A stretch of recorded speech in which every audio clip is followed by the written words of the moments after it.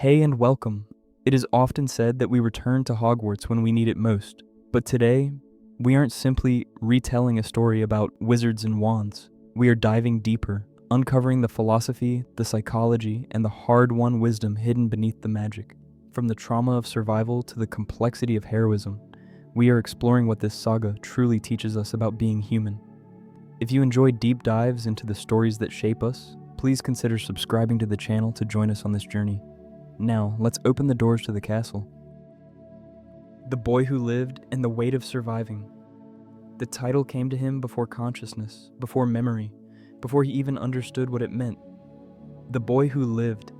These words followed Harry Potter through every corridor, whispered behind every hand, spoken with reverence by strangers who believed they knew him simply because they knew his story.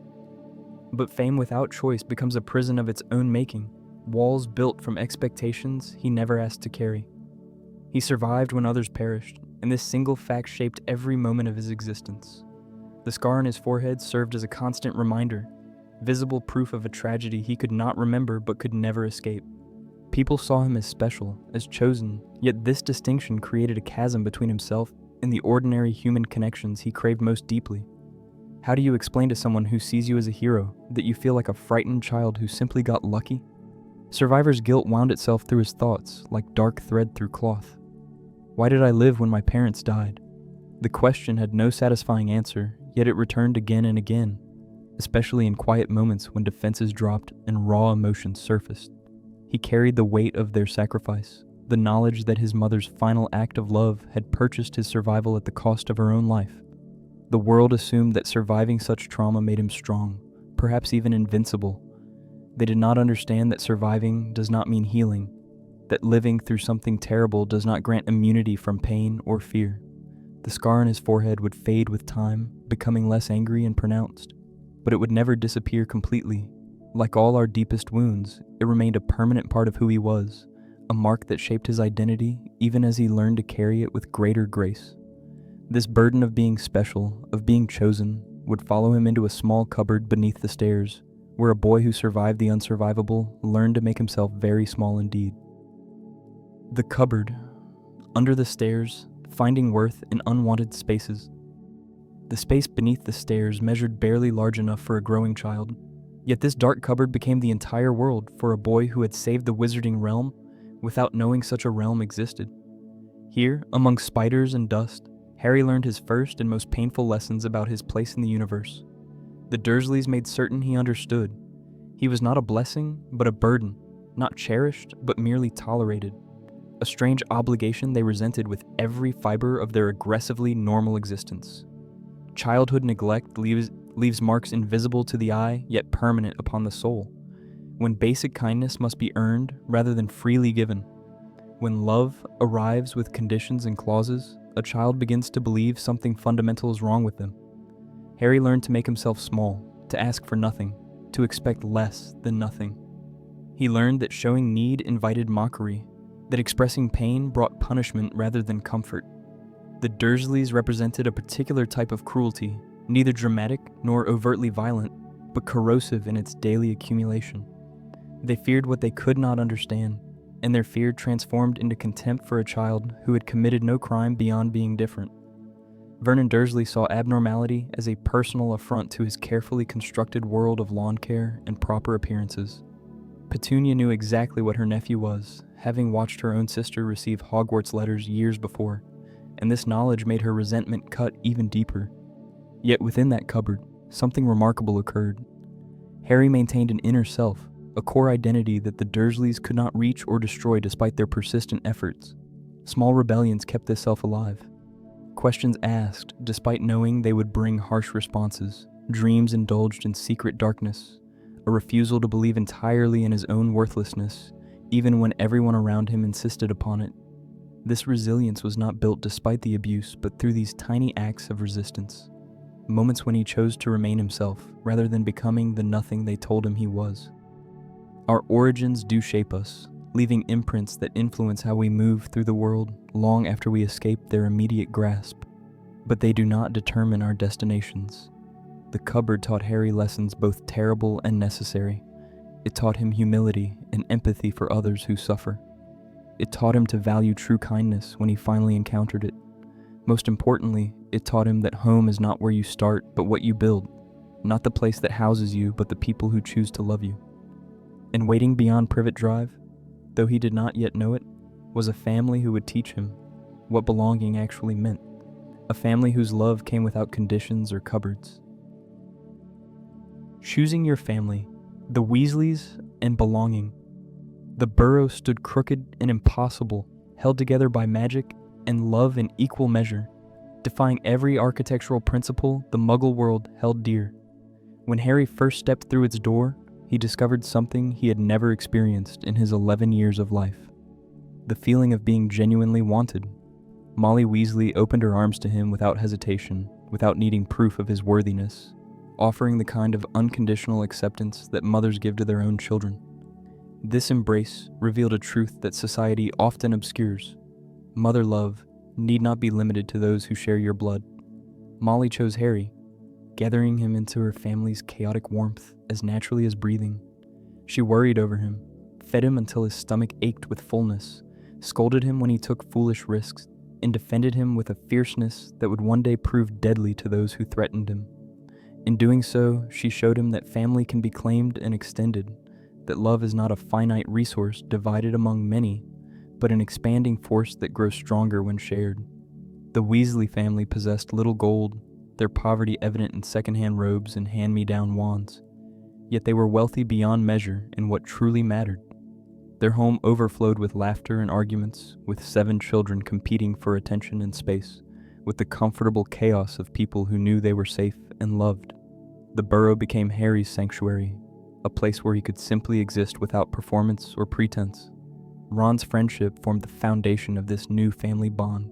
He was the first person who believed in Harry without knowing his famous name, the first who saw him as simply another boy rather than a legend. Ron did not always understand the weight Harry carried, could not fully grasp what it meant to be the chosen one, but he stood beside his friend regardless. True friendship does not require perfect understanding. It requires showing up, staying present, choosing loyalty even when the path grows dark and dangerous. Each member of the Weasley clan offered something different to the boy who had known only rejection. Arthur shared his fascination with the Muggle world, treating Harry's ordinary childhood experiences as exotic and interesting rather than shameful. The twins taught him that laughter could be rebellion, that joy was an act of defiance against darkness. Ginny eventually showed him that love could exist alongside friendship, that romance need not be separate from genuine partnership. Found families heal wounds that biological relatives cannot or will not address. The Dursleys had given Harry shelter, but withheld everything that makes a house a home. The Weasleys gave freely what he had been denied: acceptance of his true nature, celebration of his quirks and qualities, the message that he belonged simply because he existed. They taught him that home is not a structure of wood and stone, but a feeling of safety, the knowledge that you can return and find welcome waiting. This belonging would become his anchor in storms yet to come, but first he would need to confront the dangerous allure of dwelling on what could never be, staring into a mirror that showed his heart's deepest longing reflected back at him. When desire becomes dangerous, deep within Hogwarts, hidden in a forgotten classroom behind layers of dust and neglect, stood a magnificent mirror reaching nearly to the ceiling. Its frame gleamed with intricate carvings, and across the top, strange words proclaimed a message that only made sense when read backward. I show not your face, but your heart's desire. Harry stumbled upon it one restless night, and what he saw within its silvered surface changed something fundamental in how he understood himself. His parents looked back at him, not from photographs that could not return his gaze, not from stories told by others who remembered them, but seemingly alive and present. His mother smiled with warmth he had never known, green eyes matching his own. His father stood tall and proud, one hand on Harry's shoulder in the reflection. Behind them, an entire family tree extended, grandparents and relatives he would never meet, all watching him with love and approval. The image showed him what he lacked most desperately: connection to those who came before, roots that extended back through time, the feeling of belonging to a lineage rather than standing alone. Night after night, he returned. The mirror became an addiction, pulling him back with irresistible force even as some part of him recognized the danger. He sat for hours watching people who could not speak to him, who existed only in reflection, who offered comfort that was ultimately hollow because it changed nothing about his actual circumstances. The present moment ceased to matter when measured against this vision of impossible wholeness. Dumbledore found him there eventually, as the old wizard found most things that happened within his castle. Rather than scolding or forbidding, he sat beside Harry and shared wisdom earned through his own encounters with desire and loss. "The mirror shows us what we want most," he explained, "but wanting is not the same as needing. The deepest desires often reveal our wounds rather than our path forward. A contented person would see only themselves, unchanged because they lacked nothing they believed essential to happiness." The headmaster warned that people had wasted away before this mirror, preferring beautiful lies to difficult truths, choosing dreams over the actual work of living. Dwelling in what could have been prevents us from engaging with what is. The past cannot be changed, the dead cannot return, and staring at reflections of impossible desires drains the energy we need for facing reality with courage and purpose. This lesson cut deeper than Harry could articulate at the time. He wanted so desperately to know his parents, to feel their love directly, rather than only through the secondhand testimony of others. The mirror offered that feeling, but it was false comfort, a drug that numbed pain without healing the underlying wound. True healing required accepting their absence, carrying them forward through memory and action, rather than frozen images that could never grow or change. Dumbledore moved the mirror, placing it somewhere Harry could not find it again. The removal felt cruel at first, like losing his parents a second time. But gradually he came to understand the gift within this restriction. He learned to seek his parents in other ways, in the courage he summoned when afraid, in the choices he made to protect others, in the love he learned to give because they had first loved him. They lived in him rather than in reflections, and this was both harder and more real. The mirror taught that healthy ambition differs entirely from consuming obsession. We can want things, work toward goals, dream of better futures, but we must not let desire become a prison that keeps us from living the life we actually have. The difference lies in whether our longing moves us forward or holds us captive, whether it motivates action or substitutes for it. Yet desire itself was not the enemy, and wanting things we lacked did not make us weak or foolish. The mirror simply revealed what we already knew in our hearts. We are shaped by absence as much as presence, and acknowledging our wounds is the first step toward healing them. Harry would carry his longing for family throughout his journey, but he would learn to channel it into building the connections available to him, into protecting the family he chose rather than mourning the one he lost. In another part of the castle, a girl sat in the library surrounded by books, her brilliant mind already working to understand this strange new world she had entered, though brilliance would bring its own particular challenges and isolation. Hermione Granger, intelligence, identity, and never apologizing for brilliance. She arrived at Hogwarts with every textbook memorized, every spell practiced until perfect, every fact committed to memory with the desperate thoroughness of someone who knows they must prove themselves twice as worthy to receive half the recognition. Hermione Granger understood from her first day that being Muggle-born meant starting behind, that her magic came without the advantage of wizarding heritage or cultural knowledge. So she worked harder than anyone else, studied longer, raised her hand more eagerly, determined to demonstrate that her blood status had no bearing on her abilities. Intelligence, particularly in young girls, threatens those who value conformity over excellence. Her classmates found her insufferable at first, too eager to answer questions, too quick to correct mistakes, too obviously hungry for validation through academic achievement. She did not yet understand that hiding one's light to avoid outshining others is a trap set by mediocrity, a demand that the capable diminish themselves so the average feel comfortable. Ron mocked her publicly, his own insecurities manifesting as cruelty towards someone whose competence highlighted his struggles. The isolation hurt more than she admitted. She spent evenings alone, while others formed friendships through shared adventures and rule-breaking. Her first instinct was always to follow regulations, to respect authority, to trust that institutions rewarded merit and protected the innocent. These beliefs reflected both her Muggle upbringing, where rules created order and fairness, and her need to feel safe within systems that could revoke her place at any moment. A troll in the bathroom changed everything. When Ron and Harry saved her life despite her having given them no reason to care, something shifted.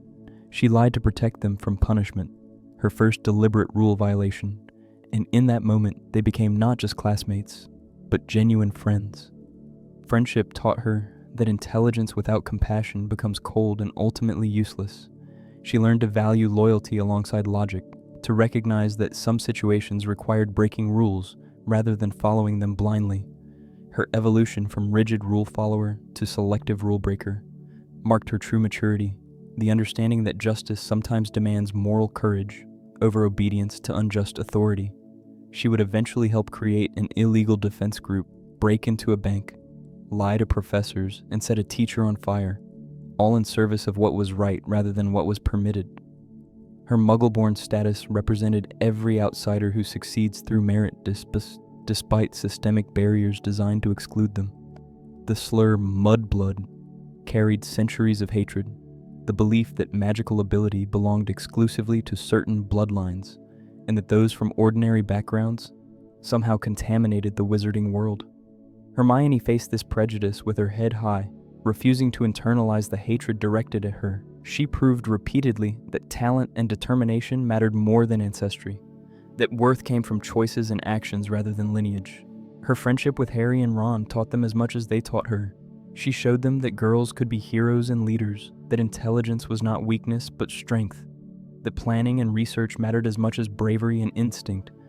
They learned to value her contributions, to recognize that their adventures succeeded because of her preparation rather than despite it. She became indispensable not through diminishing herself, but through fully embracing her capabilities. The deeper lesson of Hermione's story speaks to anyone who has ever been told they are too much, too smart, too ambitious, too vocal, too intense. She refused to apologize for her brilliance or make herself smaller so others felt bigger. She understood that dimming your light to accommodate someone else's insecurity helps no one. True friends celebrate your strengths rather than resenting them, and those who demand you hide your gifts do not deserve your loyalty. Yet even as she excelled in every measurable way, Hermione struggled with vulnerabilities she could not study away. The fear of failure, the need for approval, the ache of sometimes feeling like she still had to prove she belonged. Brilliance does not erase insecurity. Success does not automatically grant peace. She remained human beneath her achievements, carrying doubts and fears alongside her impressive knowledge. Her journey reminds us that excellence requires no justification, that competence deserves respect regardless of origin, and that the world needs people who refuse to shrink themselves to fit into spaces too small for their potential. She would stand alongside Harry through every battle, her quick thinking saving lives again and again, proving that the brightest witch of her age earned that title through dedication, courage, and an unwillingness to accept limits placed on her by others.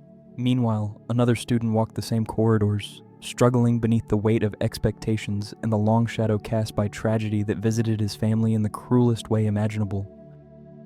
The courage of Neville Longbottom, when the timid find their roar. The other boy who could have been marked by prophecy, the one Voldemort did not choose, walked through Hogwarts as though apologizing for existing. Neville Longbottom arrived clumsy and forgetful, losing his toad before term even properly began, already certain he would disappoint everyone who expected better. But his story was not one of constant failure.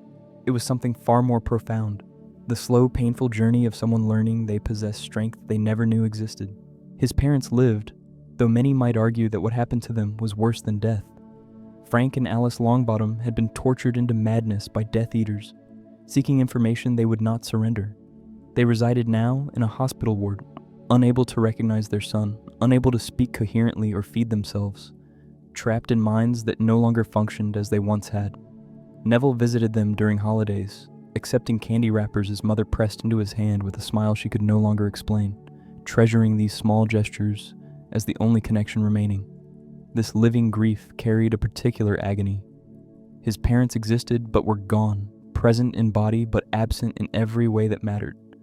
He could not mourn them fully because they still breathed, yet he could not have them back because the people they had been were destroyed. No closure waited at the end of this path, only the endless loop of hoping they might somehow return while knowing they never would. His grandmother made things harder rather than easier. Augusta Longbottom wore her late husband's stuffed vulture on her hat, and her disappointment in her grandson on her face. She expected Neville to match his father's bravery, to somehow inherit courage and skill that had belonged to Frank. Every letter from school confirming another failed spell or forgotten assignment reinforced her unspoken message.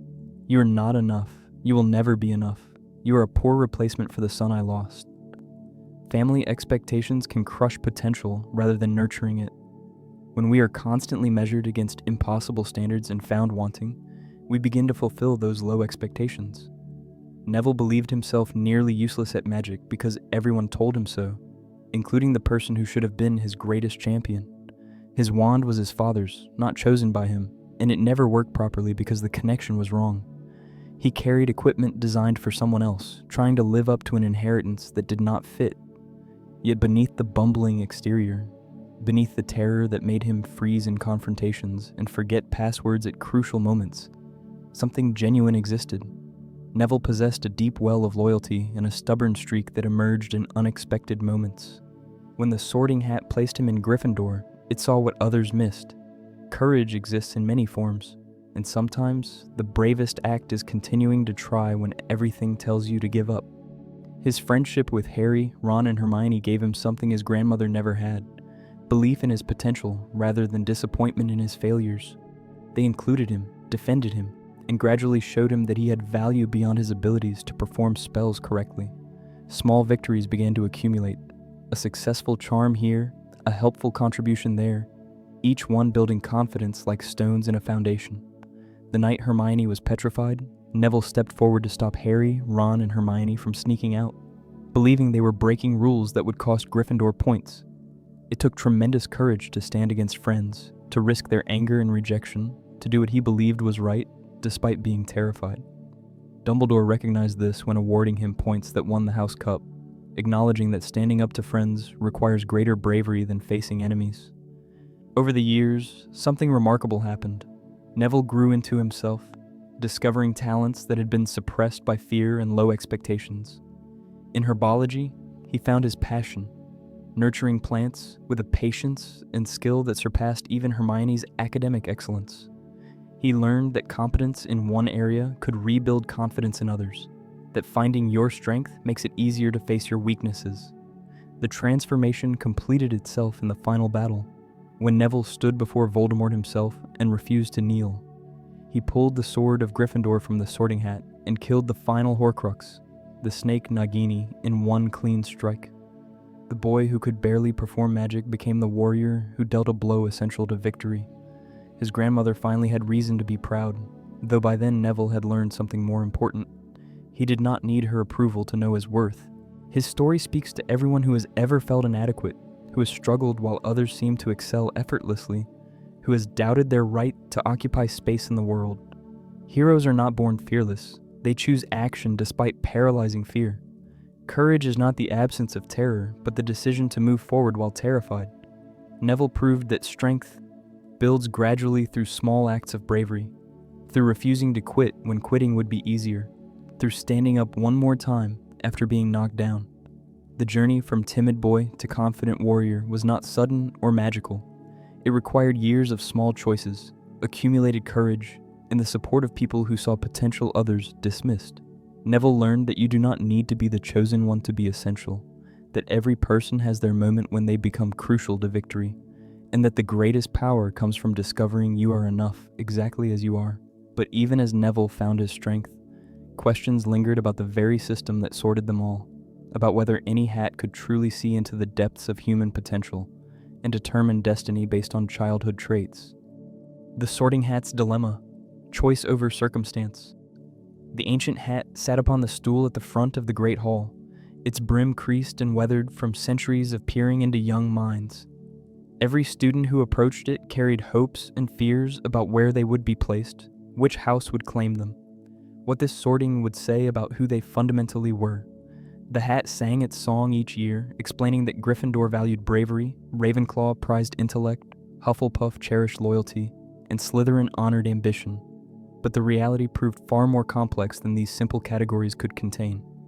When the hat settled onto Harry's head, it found something unexpected. The qualities of Slytherin house lived within this boy: cunning, resourcefulness, a determination to prove himself, and the ability to speak with serpents. The hat considered placing him there, believing he could achieve greatness among the ambitious. But Harry, having already met Draco Malfoy and heard terrible things about the house that produced dark wizards, thought desperately, not Slytherin, not Slytherin, anywhere but there. The Hat heard this plea and honored it. In that moment, a profound truth revealed itself. Our choices matter more than our natural inclinations. Harry possessed traits that would have served him well in Slytherin. Potential for darkness alongside his capacity for light, but he rejected that path. He chose to define himself through values rather than abilities, through what he wanted to become rather than what came easily to him. This choice rippled through his entire life. By refusing Slytherin, Harry aligned himself with a particular set of principles, surrounded himself with friends who valued different things than Malfoy and his circle did, and set himself on a trajectory that led away from the temptations that might have corrupted someone with his power. The sorting was not destiny, but direction, a choice about which influences would shape his development during crucial formative years. Yet the interaction also revealed limitations in the sorting system itself. Could anyone truly be reduced to a single dominant trait at age 11? Did placing children in houses based on their strongest quality at that moment serve them well? Or did it reinforce and exaggerate those traits while neglecting others? Hermione possessed the intellect of Ravenclaw, but needed Gryffindor's courage to temper her love of rules. Neville had the loyalty of Hufflepuff, but required Gryffindor's example to discover his bravery. The Hat sorted based on potential as much as current reality, on what it saw in the deepest parts of a person's character that even they might not recognize. It placed Neville in Gryffindor years before he showed obvious courage, seeing something in him that would only emerge through trial and friendship. It recognized that Peter Pettigrew belonged in Gryffindor despite his eventual betrayal, perhaps understanding that courage and cowardice could coexist, that bravery in youth did not guarantee integrity in adulthood. The houses themselves reinforced certain traits through constant exposure and peer influence. Gryffindors learned to value bold action, sometimes at the expense of careful planning. Slytherins developed cunning and ambition, but absorbed prejudices passed down through generations. The system sorted students and then shaped them to fit their house's identity, creating self-fulfilling prophecies where children became what they were labeled. Harry's near sorting into Slytherin haunted him throughout his years at Hogwarts. The ability to speak Parseltongue marked him as similar to Voldemort in ways that disturbed him deeply. He worried that the Hat had seen darkness in him, that perhaps he was not so different from the dark wizard who had tried to kill him. These fears intensified during his second year when others began to suspect he might be the heir of Slytherin, when even his friends briefly doubted him. Dumbledore offered wisdom that cut through this anxiety. It is our choices that show what we truly are, far more than our abilities. Harry possessed many qualities Voldemort had: cleverness, determination, Parseltongue, a disregard for rules when they conflicted with his goals. But he chose differently at every crucial moment. He valued love over power, friendship over dominance, sacrifice over self-preservation. These choices defined him more than any innate talent or trait. The lesson extended beyond Harry to all of us. We contain multitudes within ourselves, contradictions and complexities that resist simple categorization. We have capacity for both courage and cowardice, kindness and cruelty, wisdom and foolishness. Being complex does not make us contradictory or false. It makes us human. What matters is not which impulses exist within us, but which ones we choose to feed, which values we actively pursue, which version of ourselves we work to become. The sorting ceremony, then, was less about discovering who students were, and more about beginning a process of becoming. The Hat saw potential paths and helped nudge students toward one or another, but the actual journey remained theirs to make. Houses provided community and identity, but they need not become prisons that limited growth or locked people into narrow definitions of themselves. Years later, Harry would name his son Albus Severus, honoring two men who embodied the complexity the sorting system struggled to capture. Severus Snape belonged to Slytherin but showed Gryffindor courage. Albus Dumbledore resided in Gryffindor but possessed Ravenclaw's wisdom and Slytherin's cunning. The greatest wizards transcended their houses, integrating qualities from all of them rather than being defined by one. The system asked children to choose their primary identity before they knew themselves well enough to make that choice wisely. Yet perhaps this too was part of the magic, learning to grow beyond initial labels, discovering aspects of yourself that the Hat did not name, proving that you are always more than any single category can contain. But even as students debated houses and worried about sorting, a teacher walked among them whose complexity would challenge every simple understanding of good and evil, love and hatred, loyalty and betrayal.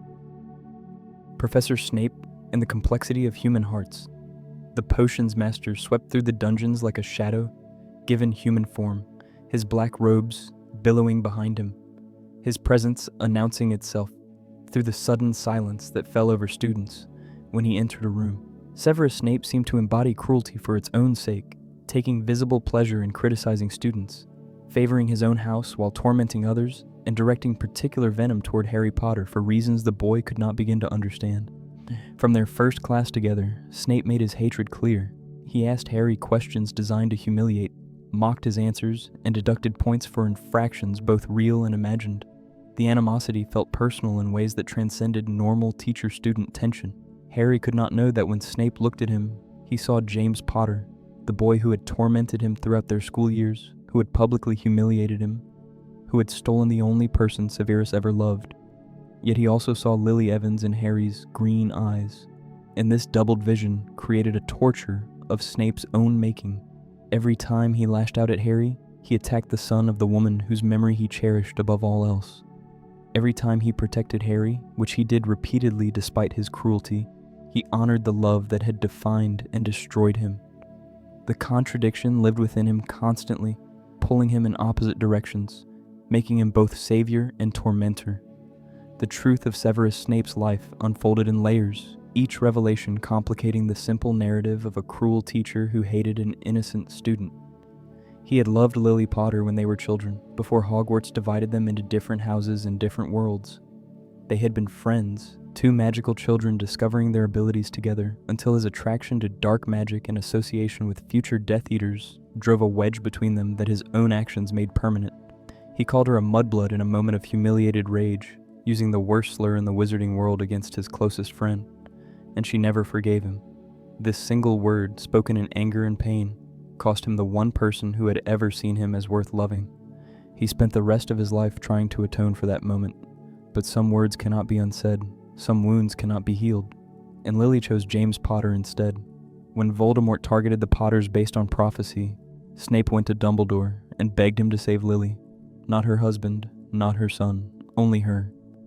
This selfish love, which would have accepted her survival even at the cost of her family's destruction, revealed the limitations of his affection. He loved her, but his love remained fundamentally self-centered, focused on his need for her, rather than her actual happiness and well-being. She died anyway. Voldemort murdered her, and Snape's reason for living died with her. Yet Dumbledore offered him a path forward: protect her son, honor her sacrifice by keeping Harry alive, serve as double agent against the darkness Snape had once embraced.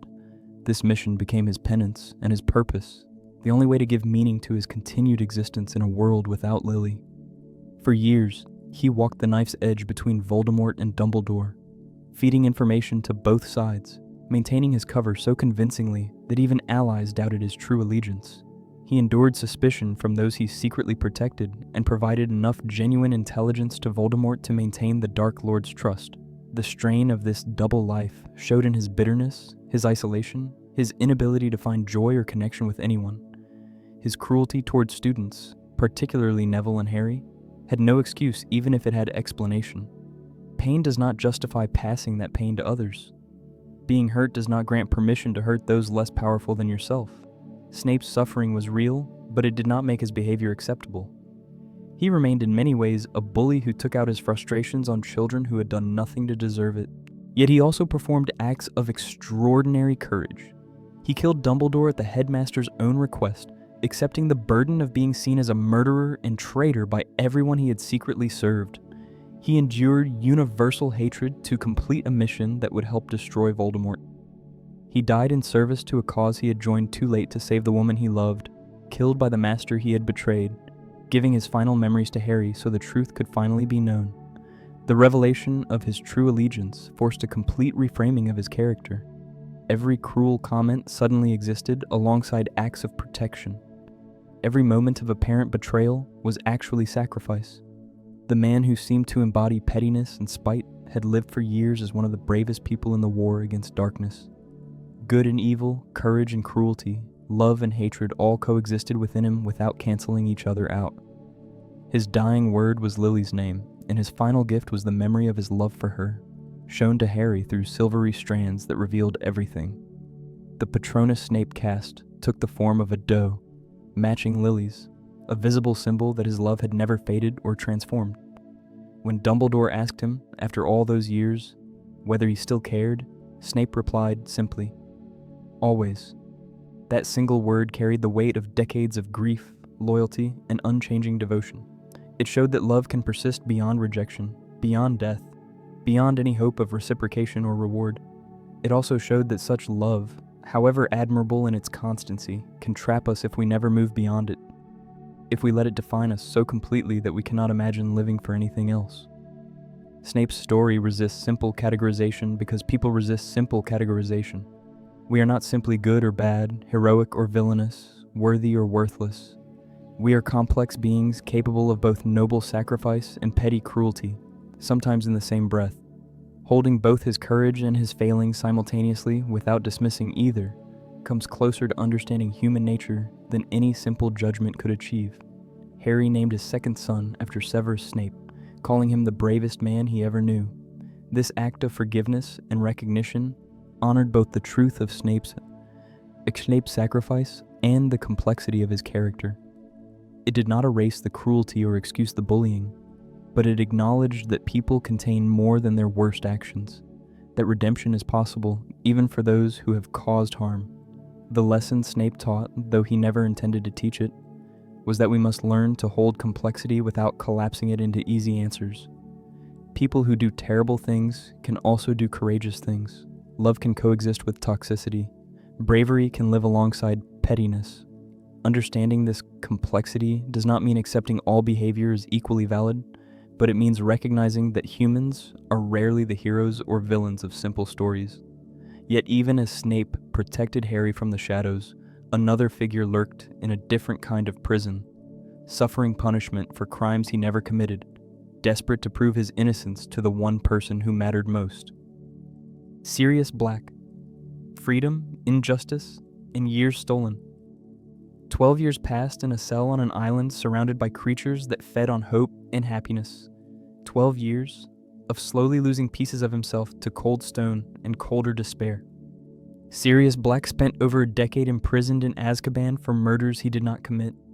For betraying friends he would have died to protect, sentenced without trial because everyone knew he was guilty. The evidence seemed overwhelming. He had been the Potter's secret keeper, only he could have revealed their location, and witnesses saw him laughing at the scene of Peter Pettigrew's murder.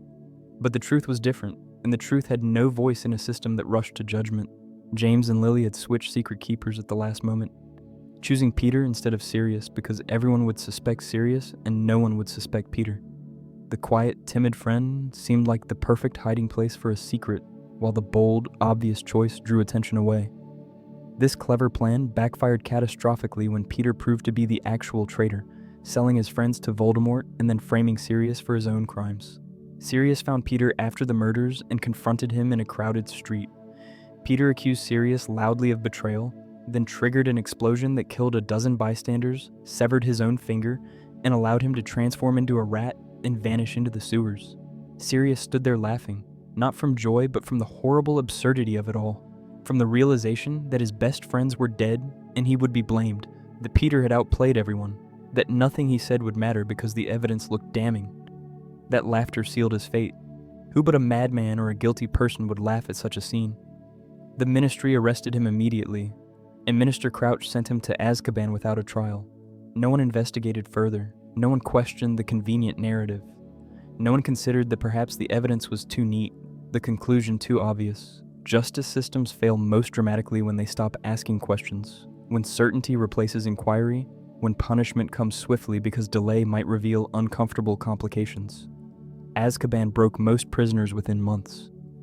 The Dementors drained every positive emotion, leaving only the worst memories to cycle endlessly through tormented minds.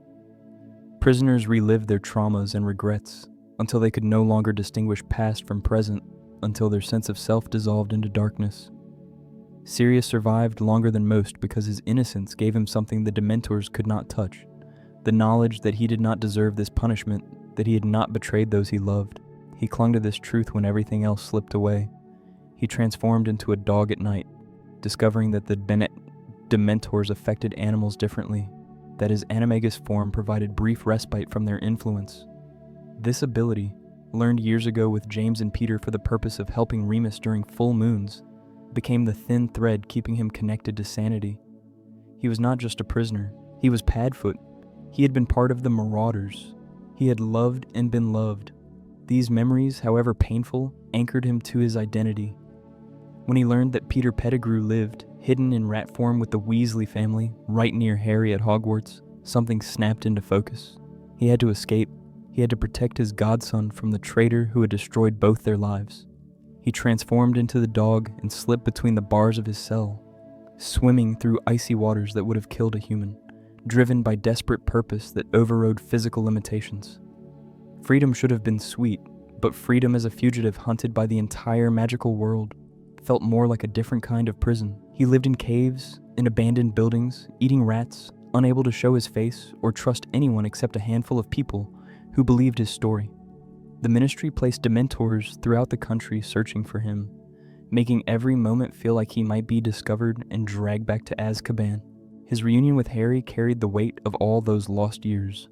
Here was James's son, the baby Sirius had held, now a teenager who had grown up without knowing that someone loved him and wanted him. Sirius offered Harry the one thing the boy had never had, a home with someone who chose him, who wanted him for himself, rather than his fame or destiny. The offer meant everything, even though circumstances prevented it from ever becoming reality. But years in Azkaban had changed Sirius in ways he could not fully acknowledge. His judgment suffered. He encouraged recklessness in Harry because he saw James in him, and remembered their own youthful disregard for rules and consequences. He minimized dangers because his own suffering made everything else seem small by comparison. He chafed against restrictions because confinement triggered memories of his cell. Trauma affects how we assess risk, how we make decisions, how we interact with the world, even after we escape the immediate danger. His relationship with Creature, the house elf he inherited along with his family's dark legacy, showed his worst qualities. He treated Creature with casual cruelty, born from resentment of everything the elf represented: his family's blood, purity obsession, the house he hated, the childhood that had wounded him. This cruelty would have consequences. Creature's betrayal, motivated by years of mistreatment, contributed to Sirius's death in ways that might have been prevented through simple kindness. The Department of Mystery's battle should never have happened. Sirius, desperate to be useful, to be part of Harry's life, to escape the confines of headquarters, rushed into danger when wisdom would have urged caution. Bellatrix Lestrange, his own cousin, struck him with a curse that sent him backward through the veil, that mysterious archway separating life from death. He died quickly, without drama or final words, simply there one moment and gone the next. Harry's scream echoed through the chamber, a sound of agony that came from the deepest part of him. He had just found family, just discovered someone who wanted him and chose him, just begun to imagine a future where he belonged to someone. The loss carved a hole that never fully healed. Another person ripped away before they had time enough together. Another reminder that caring about people meant eventually losing them. Sirius's tragedy lay not just in his death, but in his stolen life. He spent his adult years either in prison or in hiding, never free in any meaningful sense. He never got to be Harry's godfather properly, never had the chance to build a real life, never experienced the simple joys of walking in daylight without fear. Justice failed him twice. Once when they imprisoned him without trial, and again when he died before anyone could officially clear his name. His story revealed uncomfortable truths about how systems perpetuate injustice. Once someone is labeled guilty, especially of crimes that trigger emotional reactions, evidence matters less than narrative. People want to believe they have caught the villain, solved the problem, made the world safe. They resist complications that undermine their certainty. Sirius paid the price for this rush to judgment, and thousands of real people pay similar prices when societies prioritize conviction over truth. The lesson extended beyond criminal justice to how we judge each other in daily life. We see evidence that confirms our assumptions and dismiss evidence that challenges them. We believe accusations against people we already dislike and defend those we consider good. We forget that situations are often more complicated than they initially appear, that our first interpretation may be completely wrong, and that irreversible harm can be done before truth emerges. Years stolen cannot be returned. Injustice acknowledged comes too late for those who suffered it. Sirius Black lived and died as a lesson in the cost of systems that value efficiency over accuracy, certainty over inquiry, punishment over understanding. His laughter at the scene of Peter's supposed death echoed across years, a sound misunderstood by everyone, a moment when his own emotional response became evidence of guilt rather than innocence. But perhaps the cruelest aspect of his story was that he had been right to laugh in a terrible way. The absurdity of life, the way tragedy can stem from the smallest decisions, the impossibility of ever being completely safe or completely just, all of these warranted bitter laughter. We make our best choices and still face disaster. We trust our friends and some betray us.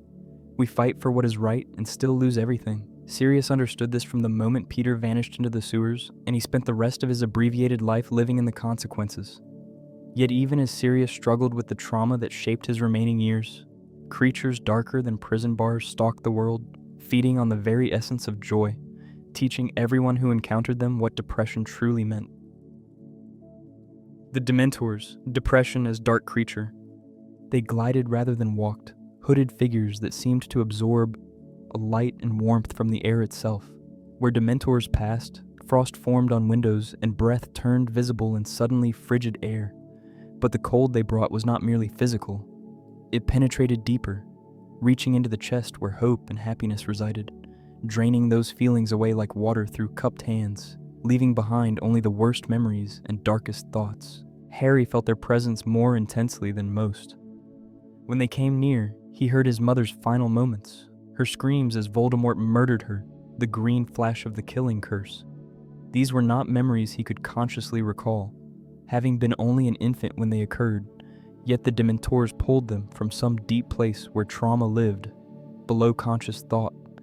They forced him to relive his worst moment again and again, drowning him in terror and grief until he collapsed. The creatures served as a perfect metaphor for depression, that suffocating presence that steals joy from experiences that should bring happiness. Like depression, Dementors made it difficult to remember ever feeling differently, to believe that warmth and light had ever existed. They created a present moment so overwhelmingly dark that the past seemed like a dream, and the future became unimaginable. Everything narrowed to this one terrible feeling, this absence of all that makes life worth living. Some people attracted Dementors more strongly than others. Those who had experienced severe trauma, who carried deep wounds or profound losses, seemed to draw them like magnets. Harry's proximity to death, his survival of a curse that should have killed him, his orphaning at such a young age, all of these made him particularly vulnerable to their effects. The parallel held true for depression. Those who have been hurt deeply often find themselves more susceptible to its grip, as if previous wounds create pathways that darkness can follow back into the heart. Fighting Dementors required the Patronus charm, one of the most difficult defensive spells in existence.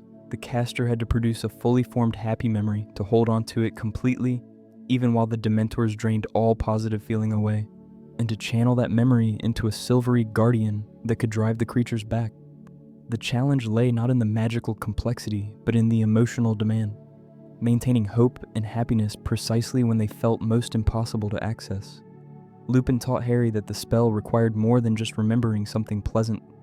It needed a memory powerful enough to overcome the present darkness, something so fundamentally joyful that even Dementors could not completely erase it. Harry struggled initially because his happiest memories were often tinged with loss. Flying on a broomstick reminded him he was famous for his parents' murder. Time with the Weasleys highlighted his lack of biological family. Every joy carried shadows that the Dementors could exploit. He finally succeeded by focusing on a different kind of memory, the promise of leaving the Dursleys forever, the feeling of hope for a future he had not yet lived. This worked because it looked forward rather than backward, because it contained possibility rather than loss. The lesson here cut deep. Sometimes we fight depression not by dwelling on what was, but by holding on to what might yet be, by believing that better times can exist even when present circumstances suggest otherwise. The Ministry's use of Dementors revealed how institutions weaponize suffering against those they deem unworthy of protection.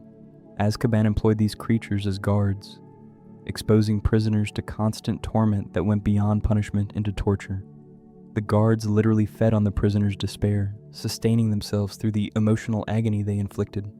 This created a system where the most damaged people, those who most needed healing, instead experienced conditions designed to break them further. The Ministry argued that Dementors deterred crime through the horror of their presence, that fear of Azkaban kept people from breaking laws. But deterrence through trauma does not create justice.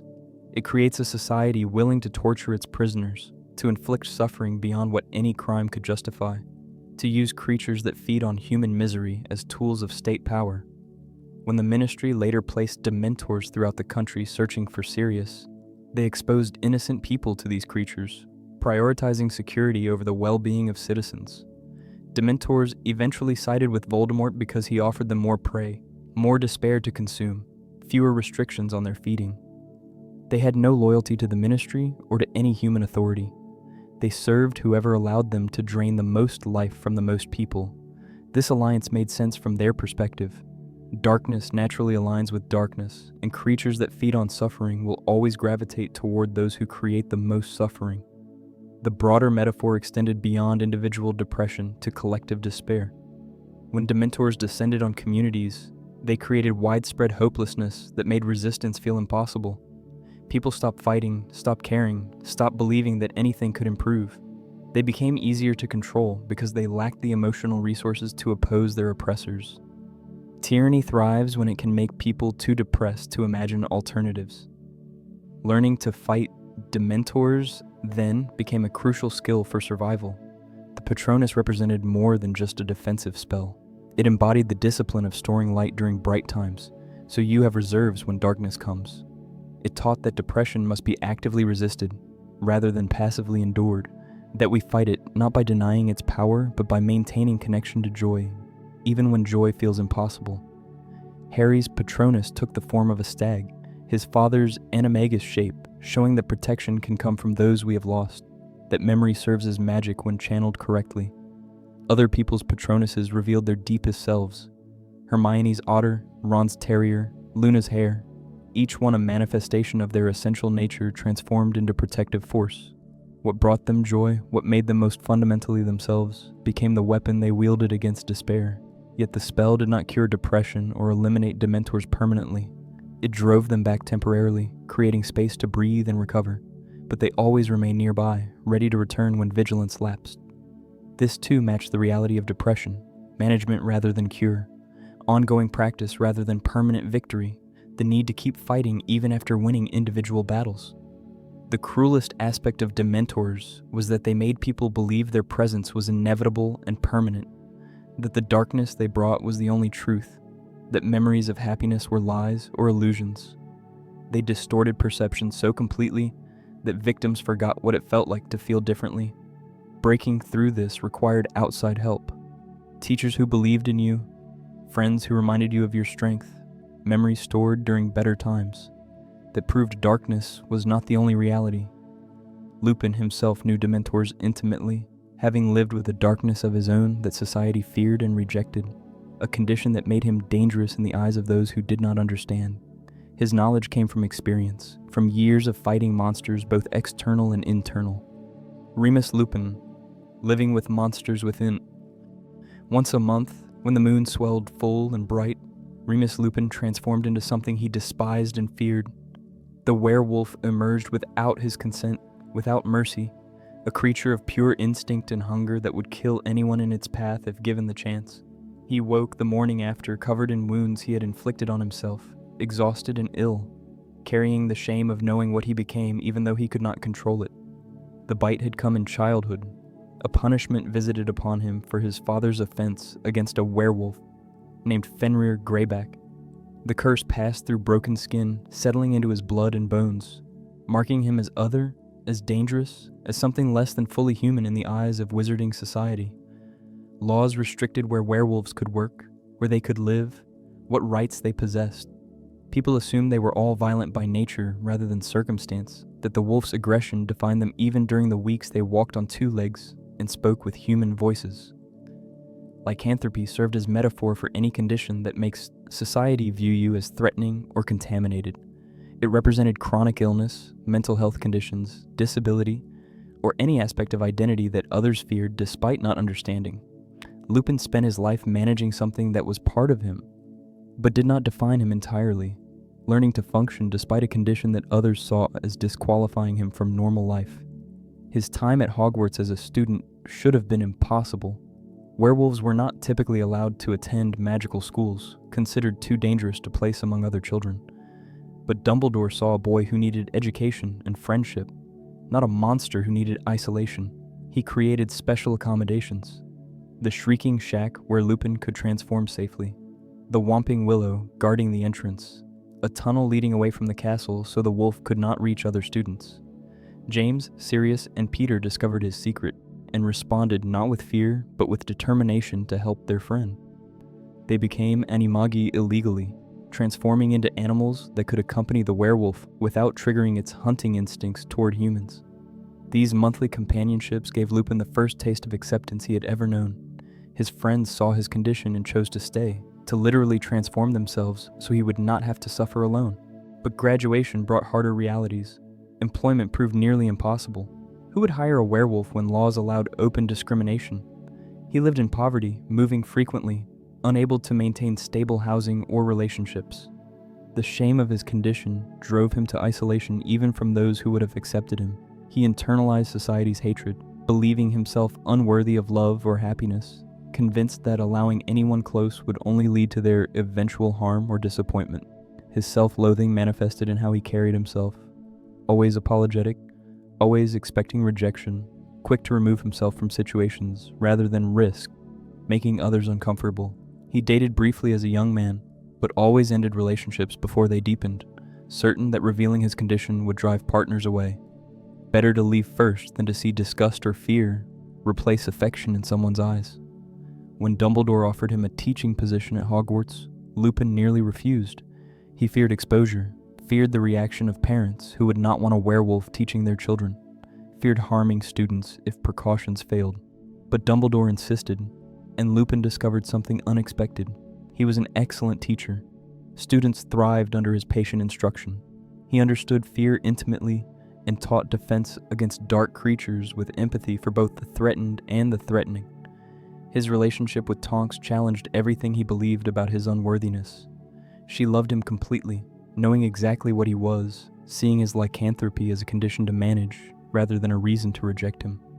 But Lupin fought against this love, pushing her away, insisting that he was too old, too poor, too dangerous for her.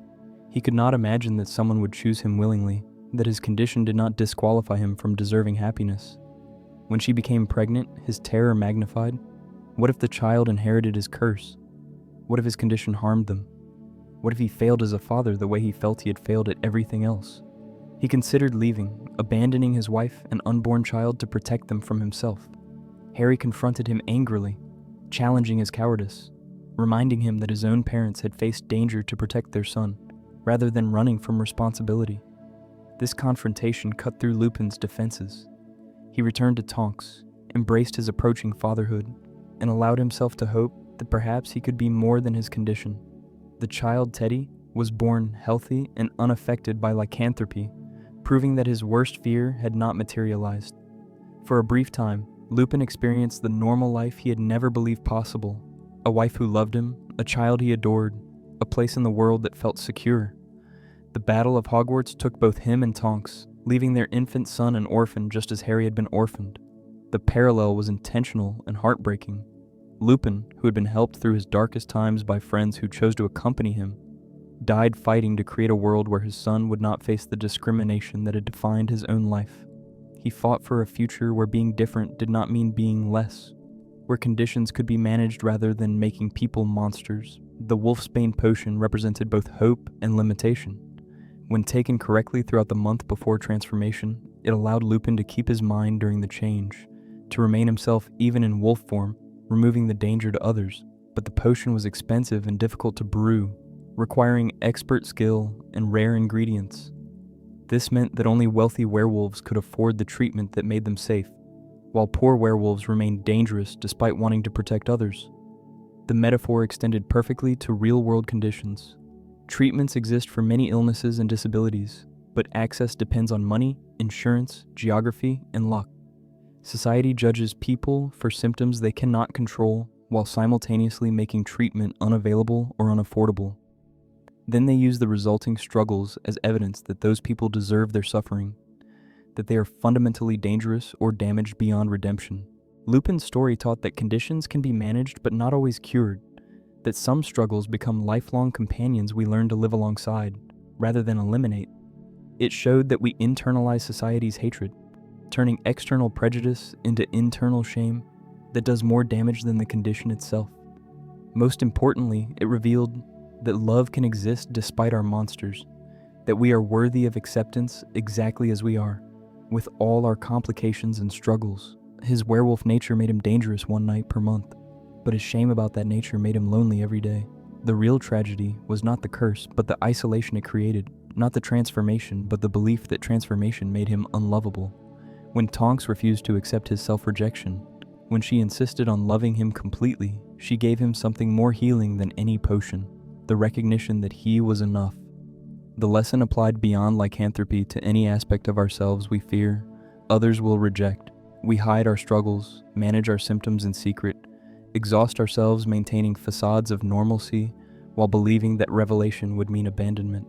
But often, the people who matter most surprise us with acceptance, with willingness to stay through difficulties, with love that does not require perfection or constant control. Lupin's greatest gift to Harry was not his teaching or his friendship, but his example of how to live with darkness without becoming dark. The wolf was part of him, but it was not all of him. He remained kind, thoughtful, brave, and generous, despite carrying something that society labeled monstrous. He proved that our struggles do not define our worth, that we can be good people despite our conditions, and that asking for help is strength rather than weakness. In the end, he died human rather than wolf, wand in hand, fighting for a cause he believed in. His final transformation was not into monster but into hero, proving that what we choose to do matters more than what we struggle with.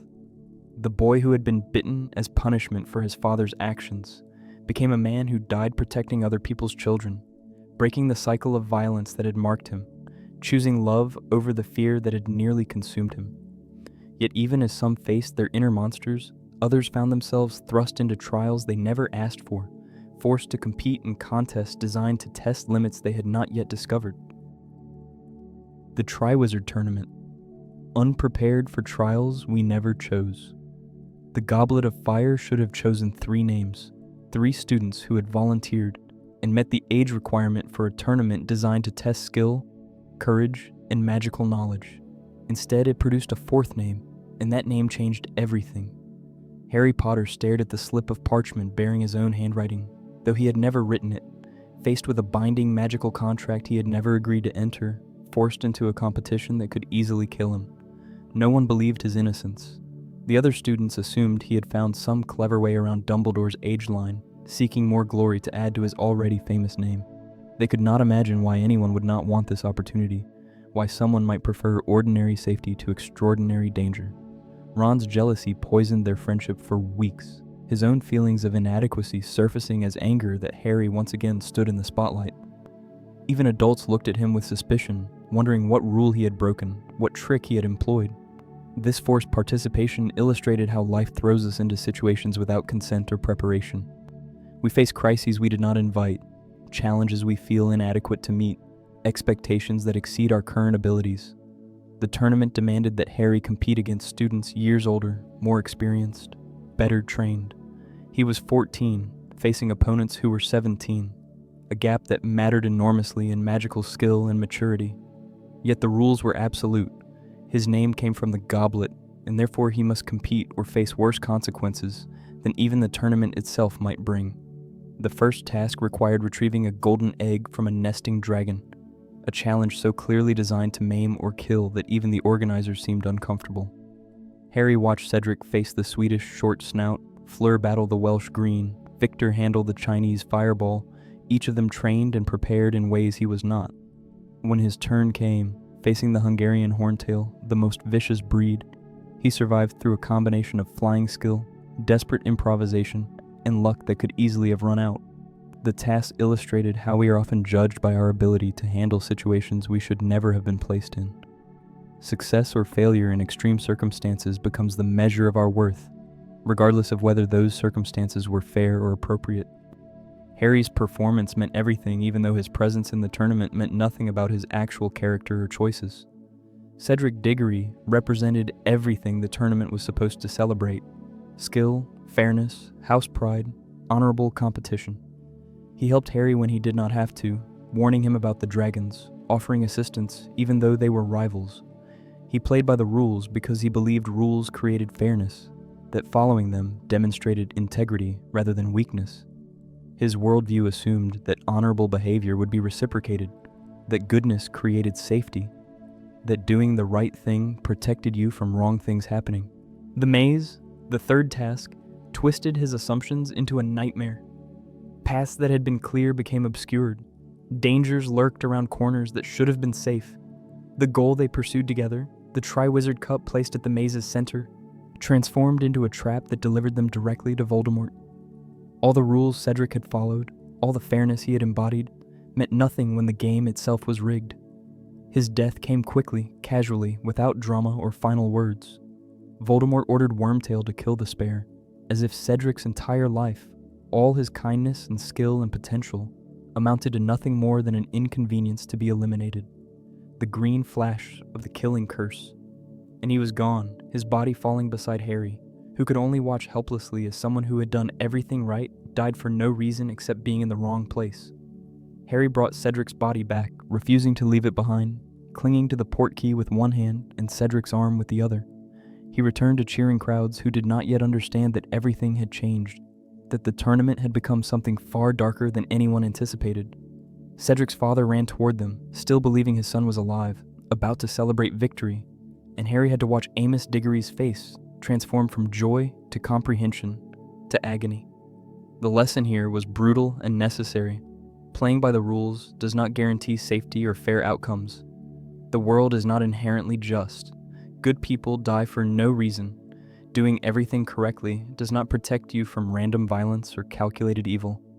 This knowledge separates childhood from adulthood, the moment we realize that fairness is not a law of nature, but a hope we must actively work to create and maintain. The tournament also revealed how competition can destroy camaraderie or, as with Harry and Cedric, strengthen it through shared struggle. They could have become enemies, rivals consumed by the need to win at any cost. Instead, they helped each other, recognizing that their shared humanity mattered more than individual victory. In the maze, when they reached the cup simultaneously, they agreed to take it together, to share the win rather than fight over it.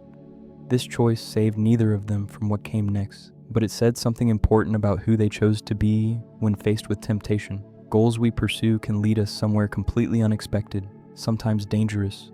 The trophy represented success, validation, the culmination of months of effort and risk. Reaching for it seemed like achieving something meaningful. Neither of them could have known it was a portkey designed to deliver Harry to his enemy. Sometimes our ambitions, even noble ones pursued honorably, carry us toward destinations we never intended to reach. The aftermath of the tournament showed how institutions fail to protect those they claim to serve. The Ministry refused to believe Voldemort had returned, dismissing Harry's testimony despite the evidence of Cedric's death. They preferred comfortable lies to disturbing truths. Denial over the difficult work of preparing for renewed war. This failure endangered everyone, giving Voldemort time to build strength, while the magical community remained willfully blind. Harry emerged from the tournament changed in ways visible and invisible.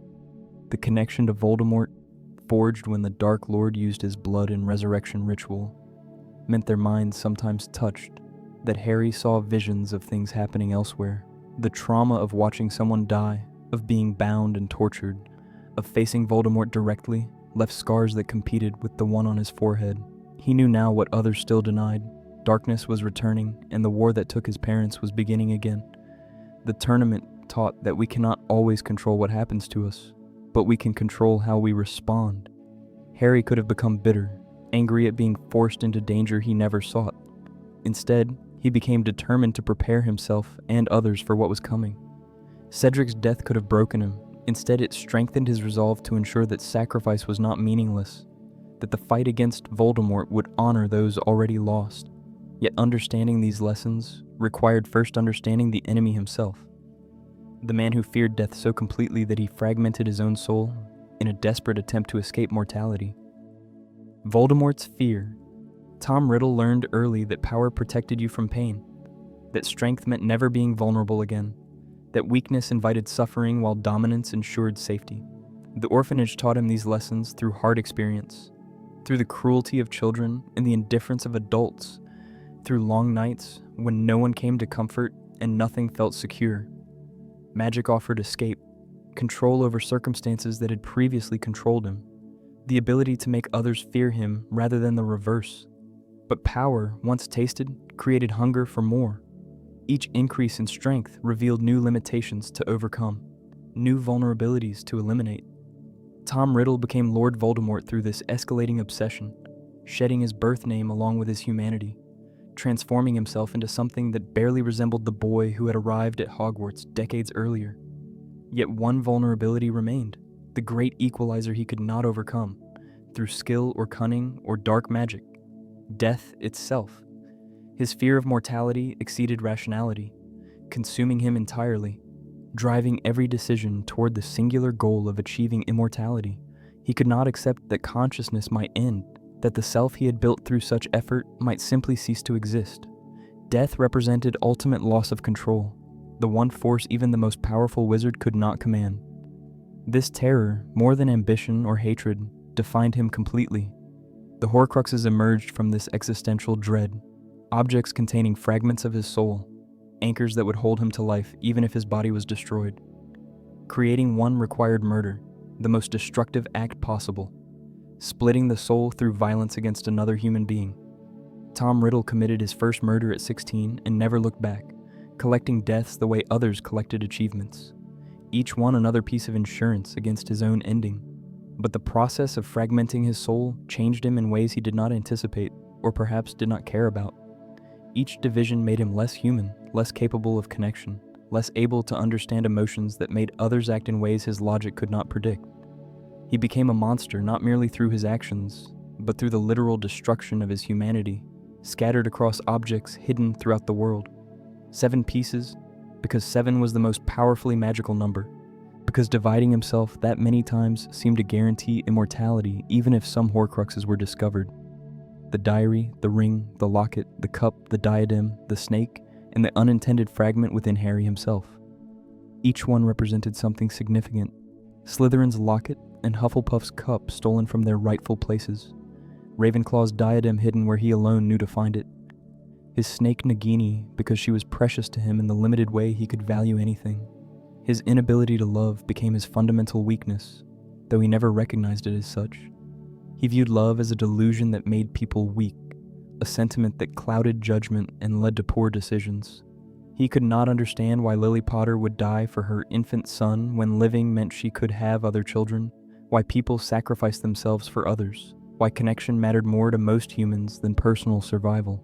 This incomprehension meant he misunderstood the magic that protected Harry, the ancient power awakened through Lily's sacrifice. He knew intellectually that such magic existed, that love could create shields and bonds, but he could not grasp it intuitively. Therefore, he could not plan for it, could not account for its effects, could not recognize when his own actions activated protections he did not believe were real.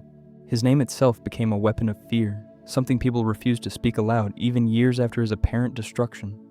The taboo he later placed on his name turned fear into a practical tool, allowing his followers to track anyone brave or foolish enough to use it. But even before the taboo, people whispered, "You know who," or "He who must not be named," giving him power through their terror of even acknowledging his existence directly. Dumbledore always said Voldemort, refusing to participate in this fear-based avoidance. Naming our fears diminishes them slightly, brings them into the light where they can be examined rather than lurking as nameless dread in the shadows. Fear of a name increases fear of the thing itself, Dumbledore explained, and he was right. By refusing to say Voldemort, people gave him more power than he deserved, elevated him to something beyond human, beyond the reach of ordinary resistance. Tom Riddle's terror of death made him pursue immortality at the cost of everything that made life worth living. He could not die, but he also could not truly live. He had no friends, only followers he terrorized into service. He had no love, only possessions he valued for their utility. He had no joy, only the grim satisfaction of dominating others. His immortality, if achieved, would have been an eternity of empty existence, endless years without connection or meaning or growth. The prophecy that linked him to Harry emerged from his own actions. His decision to mark the infant as his equal, his choice to attack based on incomplete information and fear of a possible rival. He created his own enemy through attempting to eliminate a threat that might not have materialized otherwise. Self-fulfilling prophecies work this way. By acting to prevent a predicted outcome, we often cause exactly what we feared. His resurrection in the graveyard required Harry's blood, taken by force, used in a ritual designed to overcome the protection Lily's sacrifice had provided. But using Harry's blood meant taking that protection into himself, creating a connection he did not intend or understand. This choice, made from arrogance and a desire to prove he could overcome any magic, became another link in the chain that would eventually destroy him. Voldemort represented what happens when fear drives every decision, when we let terror of one particular outcome override all other considerations, including our own humanity. He feared death so intensely that he destroyed everything that made life meaningful. He became less than human in his quest to transcend human limitations. The monster he created out of himself was more terrible than death could ever be, yet he never recognized this irony. His story taught that some things are worse than dying, that quality of existence matters more than mere continuation of it, that a long life without love or connection or purpose is poorer than a short life filled with meaning. It showed that our fears, when allowed to control us completely, transform us into something we would not recognize or respect. It demonstrated that power without wisdom, strength without compassion, and intelligence without empathy create only destruction. In the end, his elaborate plans for immortality failed because he could not understand the very thing that made Harry different from him. The willingness to die for others, the capacity to love despite loss, the ability to value connection over survival. These qualities seemed like weaknesses to him, evidence of inferior thinking. They proved to be the only magic he could not overcome. Yet before Harry could confront this enemy fully, he had to first stumble into a place where knowledge itself was stored, where prophecies sat on dusty shelves waiting for those they concerned, where the veil between life and death hung thin and mysterious. The Department of Mysteries, knowledge, prophecy, and self-fulfilling fate. Deep beneath the Ministry of Magic, in corridors the public never saw, rooms full of secrets waited in shadow and silence. The Department of Mysteries housed things that wizards studied without fully understanding: time, thought, death, love, and prophecy. Each room contained phenomena that resisted complete explanation, forces that could be observed and measured, but never fully controlled or comprehended. These were the edges of magical knowledge, places where even experts admitted ignorance. The Hall of Prophecy stretched vast and dim, rows upon rows of dusty glass spheres resting on shelves that reached toward distant ceilings. Each sphere contained a prediction made by someone in a moment of true sight, recording futures that might or might not come to pass depending on choices not yet made. Most sat untouched for decades, their contents irrelevant because the people they concerned never acted on them, never knew they existed, or chose paths that made the prophecies meaningless. Harry's prophecy waited there with his name on the label, placed before his birth, made by Sybil Trelawney in a moment she could not remember. The words it contained had shaped his entire life, yet he had never heard them fully, knew only fragments filtered through Dumbledore's careful explanations. The sphere glowed faintly as he approached, recognizing him as one of the people it concerned, the only ones who could lift it from its shelf. The prophecy spoke of one with power to vanquish the Dark Lord, born as the 7th month died, marked as equal by the Dark Lord himself. It could have meant Neville or Harry, two boys born at the end of July to parents who had defied Voldemort 3 times. But Voldemort heard only part of the prophecy, enough to make him afraid, not enough to understand its full meaning. He chose Harry, attacked him, and through that choice created the very equal the prophecy predicted. This revealed the deepest truth about prophecies. They shape reality only when people act as if they are inevitable. Voldemort could have ignored the prediction, could have decided that an infant posed no threat worth noticing. Instead, his fear drove him to create his own enemy, to mark Harry with a curse that transferred some of his own powers, to forge a connection that would eventually destroy him. The prophecy became real, because he believed it and acted accordingly. Dumbledore had kept this truth from Harry for years, believing that knowledge would burden him unnecessarily, that understanding his supposed destiny would warp his development and choices. But secrets, even those kept with good intentions, create their own damage. Harry felt betrayed when he finally learned the full prophecy, angry that Dumbledore had decided what he should and should not know about his own life. The headmaster's protective impulse, his belief that ignorance could shield Harry from pressure, underestimated the boy's need to understand the forces shaping his existence. The debate between them touched on fundamental questions about knowledge and protection. Does knowing dangerous truths help or harm us? Should others decide what we are ready to learn? Can innocence ever truly protect? Or does it merely delay inevitable understanding? Dumbledore had chosen to shelter Harry, and that choice had consequences both good and ill. Harry remained relatively normal during childhood because he did not know about prophecies or destinies.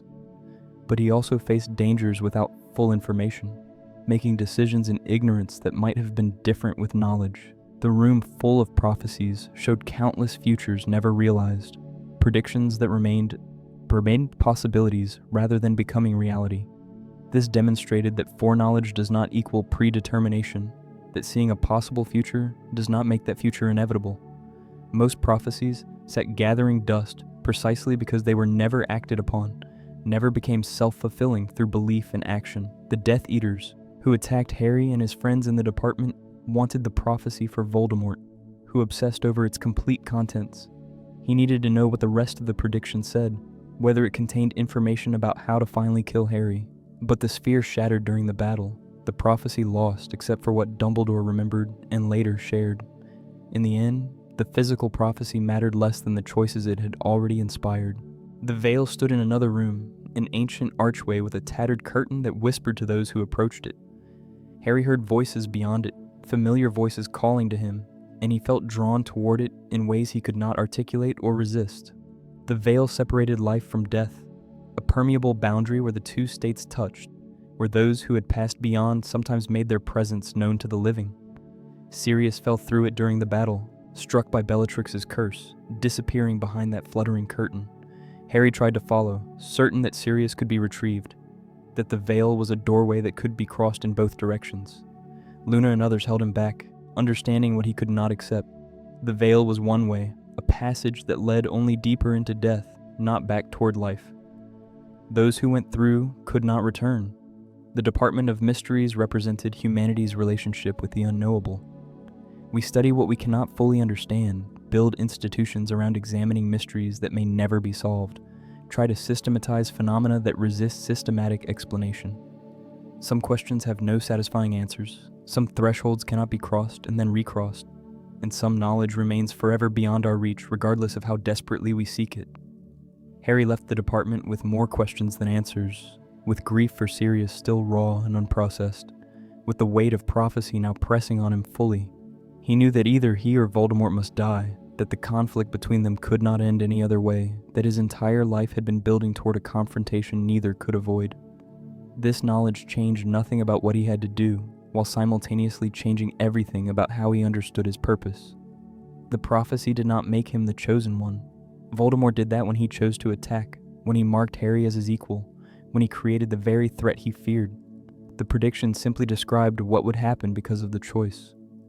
Harry remained free to decide how he would face Voldemort, what values would guide him, whether he would let fear or love determine his actions. His fate was sealed, but his character remained his own to shape. Yet before the final confrontation could occur, Harry would need guidance from the one person who had always tried to prepare him, the mentor who understood more about Voldemort than anyone living, the wizard whose secrets would prove both illuminating and painful when finally revealed. The death of Albus Dumbledore. The headmaster stood at the top of the astronomy tower, weakened by a curse that was slowly killing him, surrounded by Death Eaters who had invaded the school he had protected for decades. Draco Malfoy held his wand with shaking hands, tasked with murder he did not truly want to commit, trapped between impossible choices. Dumbledore spoke calmly, offering solutions even as enemies closed around him, trying to save this boy even in his final moments. Then Severus Snape arrived, and their eyes met across the tower. Some communication passed between them, wordless and instantaneous. carrying the weight of years of planning and sacrifice. Dumbledore's plea, whether for mercy or for completion of their agreement, would be debated forever by those who witnessed it. The green light of the killing curse answered, and Albus Dumbledore fell backward over the battlements, his broken body landing below while students watched in horror. Harry witnessed this from beneath the invisibility cloak, frozen by the spell Dumbledore had cast to protect him, unable to move or intervene or prevent what happened. He watched his mentor murdered by someone they had trusted, watched the person who had guided him through every trial fall and not rise again. The paralysis spell lifted when Dumbledore died, releasing Harry into a world suddenly far more dangerous because the one wizard Voldemort feared was gone.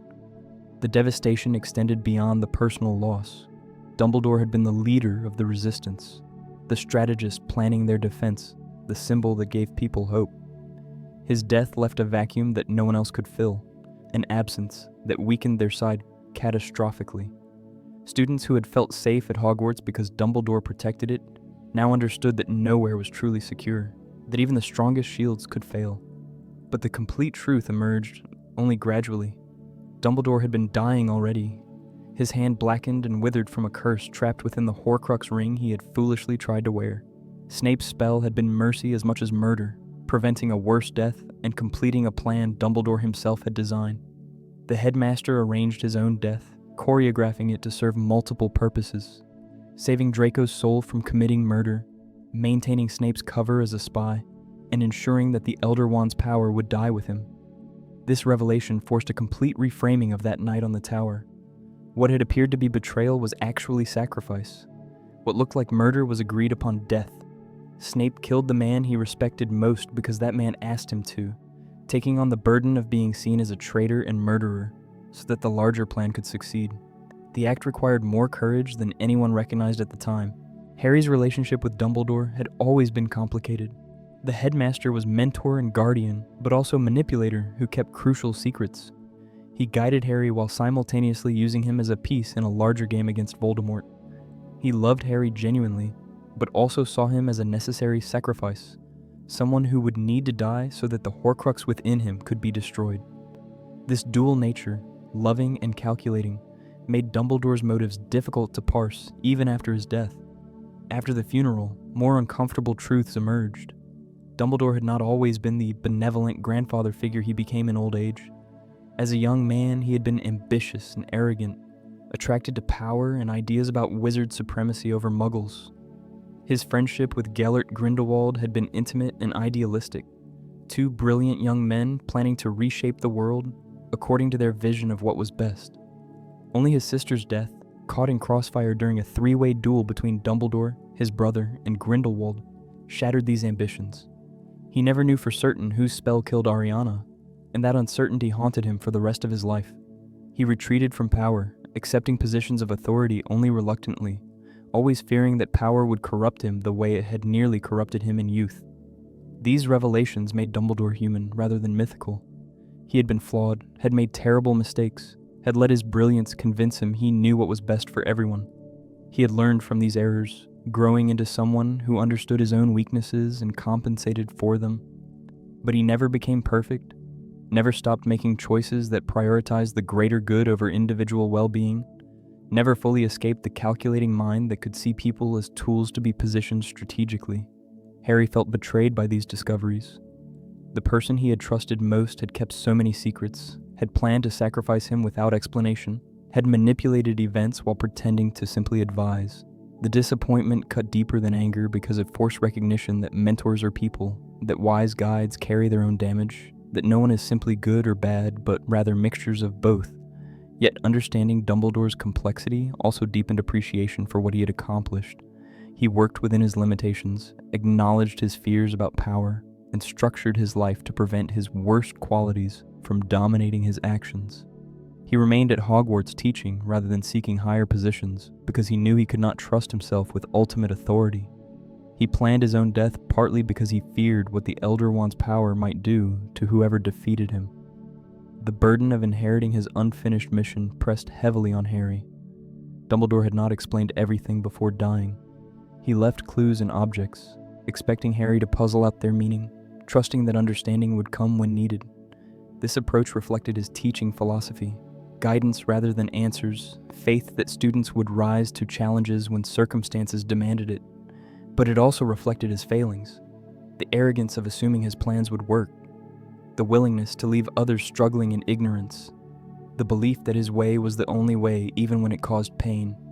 Harry had to complete the Horcrux hunt without full information, facing dangers Dumbledore knew about, but had not thoroughly explained. The mentor's absence became both motivation and obstacle. Losing guides leaves us feeling abandoned in darkness without direction. We relied on their knowledge and experience, trusted them to light the path ahead. When they fall, we suddenly must navigate alone, make decisions without their counsel, face challenges they would have helped us overcome. This transition from guided to guide, from student to leader, marks a crucial stage of maturity but arrives through loss that makes the lesson bittersweet. Dumbledore's death taught that even great people are imperfect, that wisdom comes from learning through mistakes rather than avoiding them, and that the best teachers prepare students to eventually surpass them. It showed that mentors should be honored for their contributions without being worshipped as infallible. It demonstrated that continuing someone's work means understanding both their brilliance and their blindness, carrying forward their best qualities while correcting their errors. Harry would need to find the Horcruxes Dumbledore had only begun to hunt, destroy pieces of Voldemort's soul scattered across Britain, and do all this while the wizarding world collapsed into open war. The task seemed impossible, but the headmaster believed he could accomplish it. That faith, however misguided or manipulative it might have been, gave Harry something to build on, even as he mourned the person who had placed this burden on his shoulders. The hunt would take him away from Hogwarts, away from the remaining protection the school offered, into a world where every ally might be an enemy, and every step forward revealed new dangers. But before beginning that journey, he had to understand what Horcruxes were, how they could be destroyed, and why hunting fragments of Voldemort's soul would lead him to the darkest truths about himself. The Horcrux hunt, destroying parts of evil within and without. The search began with fragments of knowledge and a mission that felt impossible. Somewhere in Britain, hidden in places only Voldemort considered significant, pieces of his soul waited in objects both ordinary and precious. Harry, Ron, and Hermione left behind the safety of the wizarding world they knew, disappearing into the Muggle countryside with a tent, limited supplies, and a list of Horcruxes they needed to find and destroy before confronting Voldemort himself. The locket was their first real target, retrieved from a cave where Dumbledore had nearly died, replaced with a fake by someone who signed themselves R.A.B. They eventually discovered the real locket around the neck of Dolores Umbridge, that petty tyrant who had tormented them years earlier. Stealing it from the Ministry of Magic required infiltration, deception, and narrow escape, but they succeeded. Yet possessing the Horcrux proved almost as dangerous as hunting it. The locket amplified everything dark within them. When someone wore it, their fears grew louder, their insecurities became certainties, their worst thoughts about themselves and each other surfaced with venomous clarity. It whispered constantly, feeding on doubt and anger, turning small irritations into major conflicts. The object wanted to survive, and it survived by making its hunters turn on each other. Ron suffered most under its influence. His lifelong insecurities, always present beneath his loyalty, rose to the surface and consumed him. He felt inadequate compared to Harry, convinced that Hermione loved his best friend instead of him, certain that he contributed nothing valuable to their quest. The locket took these fears and magnified them until they became unbearable. One night, during an argument, he left, abandoning them in the middle of their hunt. His departure devastated the remaining two. Harry and Hermione had relied on Ron's presence, his humor and normalcy providing balance to their intensity. Without him, the tent felt empty, the quest more hopeless, their friendship fractured by something they carried around their necks. Even strongest bonds can break under sufficient pressure, and the Horcrux applied pressure specifically designed to fracture relationships and isolate its enemies. The months of searching with no progress wore them down. They wandered from place to place, camping in forests and abandoned buildings, never staying anywhere long enough to feel safe, unable to return to the people and places they loved. Hunger became constant, cold seeped into their bones. The isolation from the outside world meant they had no news, no way of knowing if their families were safe, no relief from the grinding daily struggle of survival. This mirrored the internal journey they were also undertaking. Hunting Voldemort's soul fragments meant confronting evil in its purest form, but it also meant examining their own darkness. Each carried fears and flaws that the Horcruxes exploited. Harry's survivor's guilt, his tendency to carry burdens alone. Hermione's fear of failure, her desperate need to be right. Ron's inadequacy, his belief that he was least important. The hunt forced them to face these truths about themselves. When Ron finally returned, guided back by the Deluminator Dumbledore had left him, he found Harry and Hermione at the lake where the sword of Gryffindor waited beneath ice. Harry needed to retrieve it, but could not swim in the freezing water while wearing the locket. Ron dove in, saved Harry from drowning, and then faced his moment of truth. He had to destroy the Horcrux while it fought back with everything it could summon. The locket showed him visions of his worst fears made manifest. Harry and Hermione embracing, telling him he was worthless, that they were better off without him, that he had always been the weak link in their friendship. These images attacked his deepest wounds with surgical precision. But Ron, having already left once and returned, having already faced his weakness and chosen to come back, found strength he did not know he possessed. He brought the sword down, destroying the Horcrux and the lies it told. Each Horcrux required similar courage and sacrifice to destroy. Hermione and Ron broke into Gringotts, riding a dragon to escape, retrieving Hufflepuff's cup from Bellatrix's vault. Neville would eventually kill Nagini during the final battle. Harry himself had to die to destroy the fragment within himself. Every piece of Voldemort's soul fought to survive, and every destruction required confronting something terrible. The hunt taught that destroying external evil requires first confronting internal darkness. We cannot fight what we refuse to acknowledge in ourselves. The Horcruxes worked by finding our wounds and making them fester, by taking our fears and making them real. Defeating them meant looking at those fears directly, accepting their reality without letting them define us, choosing courage despite doubt. It also taught that isolation and struggle reveal who we truly are. When everything else is stripped away, when comfort and safety disappear, when we face endless difficulty with no guarantee of success, we discover what we value most and what we are willing to sacrifice for those values. Ron left, but came back. Harry considered giving up, but continued. Hermione held them together through intelligence and determination, even when hope seemed foolish. The sword of Gryffindor appearing to those who needed it demonstrated that bravery is rewarded with necessary tools. But the sword only appeared after they had already shown courage, after they had already committed to the fight. Help comes to those who have already begun helping themselves, who have proven through action rather than words that they deserve assistance. As they destroyed each Horcrux, Voldemort grew weaker without understanding why. His soul, already fragmented and unstable, lost pieces of its anchor to the mortal world. He had thought immortality meant scattering himself across multiple objects, creating redundancy against death. Instead, he created multiple vulnerabilities, dependencies that could be hunted and eliminated one by one. The quest required them to do terrible things. They broke into banks, lied to officials, used unforgivable curses when necessary. Fighting evil sometimes demands compromising our own standards, entering gray areas we would prefer to avoid, making choices that haunt us afterward. The hunt changed them, hardened them, forced them to become people capable of doing what needed doing regardless of cost. Yet throughout it all, they remained fundamentally themselves. Harry's willingness to sacrifice for others, Hermione's belief in preparation and knowledge, Ron's loyalty that survived even his deepest doubts. The Horcruxes tested these qualities, but could not destroy them.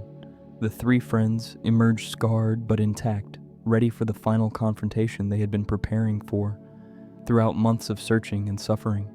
But before they could face Voldemort directly, they needed to understand the story behind the Deathly Hallows, three objects that promised mastery over death itself, and Harry needed to decide which path he would follow, hunting Horcruxes or pursuing Hallows. The Tale of the Three Brothers, Death's Gifts and Wisdom. An old children's story illustrated in a book of wizard fairy tales contained truth disguised as fiction. Three brothers traveling at twilight reached a river too dangerous to cross. Being skilled in magic, they conjured a bridge, but Death felt cheated of three victims who should have drowned attempting the crossing. Pretending to congratulate them, Death offered each brother a reward for their cleverness. The eldest brother, combative and proud, asked for a wand more powerful than any in existence, a weapon that would make him unbeatable in duels. Death broke a branch from an elder tree standing nearby and fashioned the Elder Wand, the Death Stick, the Wand of Destiny. The brother took it and left, certain he had won the greatest prize. He used it to kill an old enemy, then boasted in a tavern about the unbeatable wand he possessed. That night, another wizard murdered him in his sleep and stole the wand. Death claimed the eldest brother. The second brother, arrogant in his own way, wished to humiliate Death further. He asked for the power to recall the dead, to bring back those who had passed beyond Death's reach. Death picked up a stone from the riverbank and gave it to him, telling him the resurrection stone would summon shades of the deceased. The brother hurried home and turned the stone 3 times, calling forth the girl he had hoped to marry before she died young. But she returned sad and cold, separated from him by a veil she could not cross. Driven mad by having her so close, yet so distant, unable to truly join her, the brother killed himself. Death claimed the second brother. The third brother, wisest of the 3, distrusted Death and asked for something that would allow him to leave without being followed. Death reluctantly handed over his own invisibility cloak, the only object that could hide someone from Death himself. The youngest brother used it to remain hidden for many years. When he finally grew old and ready, he removed the cloak, gave it to his son, and greeted Death as an old friend. They departed together as equals. This tale, which wizarding children heard as bedtime story, described the Deathly Hallows, 3 objects that together promised mastery over death. The story contained layers of wisdom about how humans respond to mortality, about what we seek when faced with our own ending, about the different ways we try to escape or control or accept death's inevitability. The Elder Wand represented defiance, the belief that power could overcome death through sheer force. Its holders throughout history sought to never be defeated, to win every confrontation, to prove themselves stronger than mortality through violence. But the wand's power made it desirable to others, creating an endless chain of murders as each owner fell to someone seeking that power for themselves. The wand brought death rather than preventing it. The resurrection stone symbolized denial, the attempt to undo death by bringing back those we lost. But the dead it summoned were not truly alive, merely shadows that reminded the living of everything they could not have. The stone offered comfort that became torture, presence without true reunion, voices without touch. It showed that trying to reverse death creates only suffering, that holding on to the departed prevents us from living in the present. The invisibility cloak represented acceptance, the wisdom of living fully while alive and greeting death willingly when the time came. It did not prevent death or try to undo it, but allowed its owner to hide from death until ready to meet him. This acceptance, this willingness to eventually surrender the cloak and embrace mortality, made it the only hallow that did not destroy its owner. Harry inherited the cloak from his father, passed down through the Potter line from Ignotus Peverell, the youngest brother. He had owned a hallow his entire time at Hogwarts without knowing its significance. The cloak had protected him countless times, allowed him to witness things he needed to see, served him faithfully without demanding anything in return. It was the only hallow that did not corrupt, precisely because it did not promise to defeat death but only to postpone the meeting. The Elder Wand tempted Harry throughout his final year. He knew where it lay, buried in Dumbledore's tomb, waiting for someone to claim it. He could take it, become its master, use its power against Voldemort. The temptation grew stronger as the Horcrux hunt dragged on, as they faced increasing danger with inadequate tools, as the quest seemed impossible without greater power. But pursuing the Hallows meant abandoning the Horcrux hunt, choosing personal power over destroying Voldemort's anchors to life. It meant becoming like the eldest brother, seeking to defeat death through force, believing that sufficient power could overcome any obstacle. Harry struggled with this choice, torn between 2 paths, uncertain which would actually lead to victory. Hermione argued passionately against the Hallows, seeing them as distraction from the real mission Dumbledore had left them. She did not believe they existed except as exceptionally well-made magical objects that stories had exaggerated into legendary status. Even if they were real, pursuing them diverted energy from the concrete task of finding and destroying Horcruxes. The tale of the 3 brothers taught that our response to mortality reveals our character. Do we fight against death with violence and power? Do we try to deny it by clinging to the departed? Or do we accept it as inevitable while living fully in the meantime?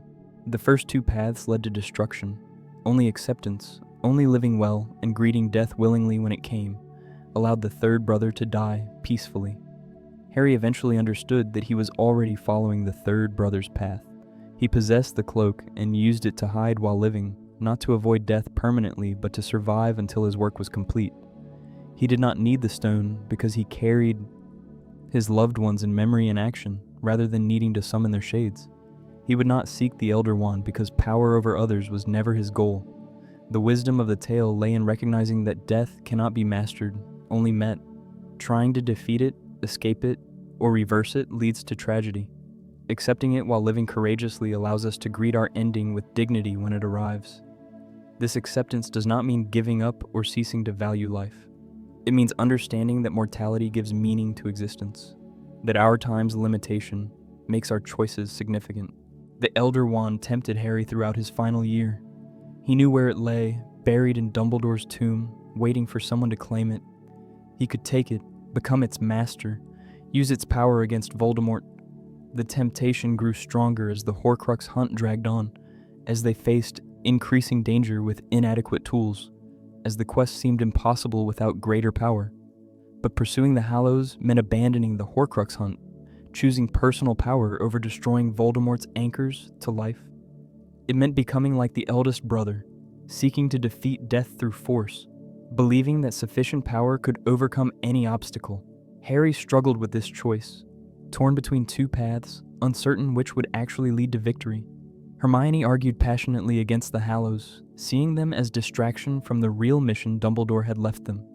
She did not believe they existed except as exceptionally well-made magical objects that stories had exaggerated into legendary status.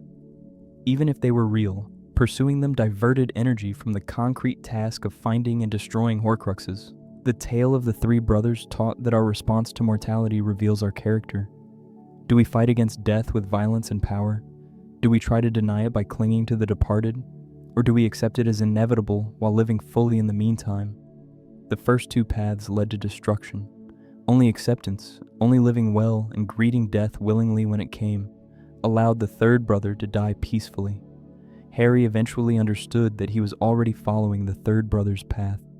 He possessed the cloak and used it to hide while living, not to avoid death permanently, but to survive until his work was complete. He did not need the stone because he carried his loved ones in memory and action rather than needing to summon their shades.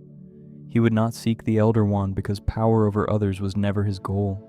The wisdom of the tale lay in recognizing that death cannot be mastered, only met. Trying to defeat it, escape it, or reverse it leads to tragedy.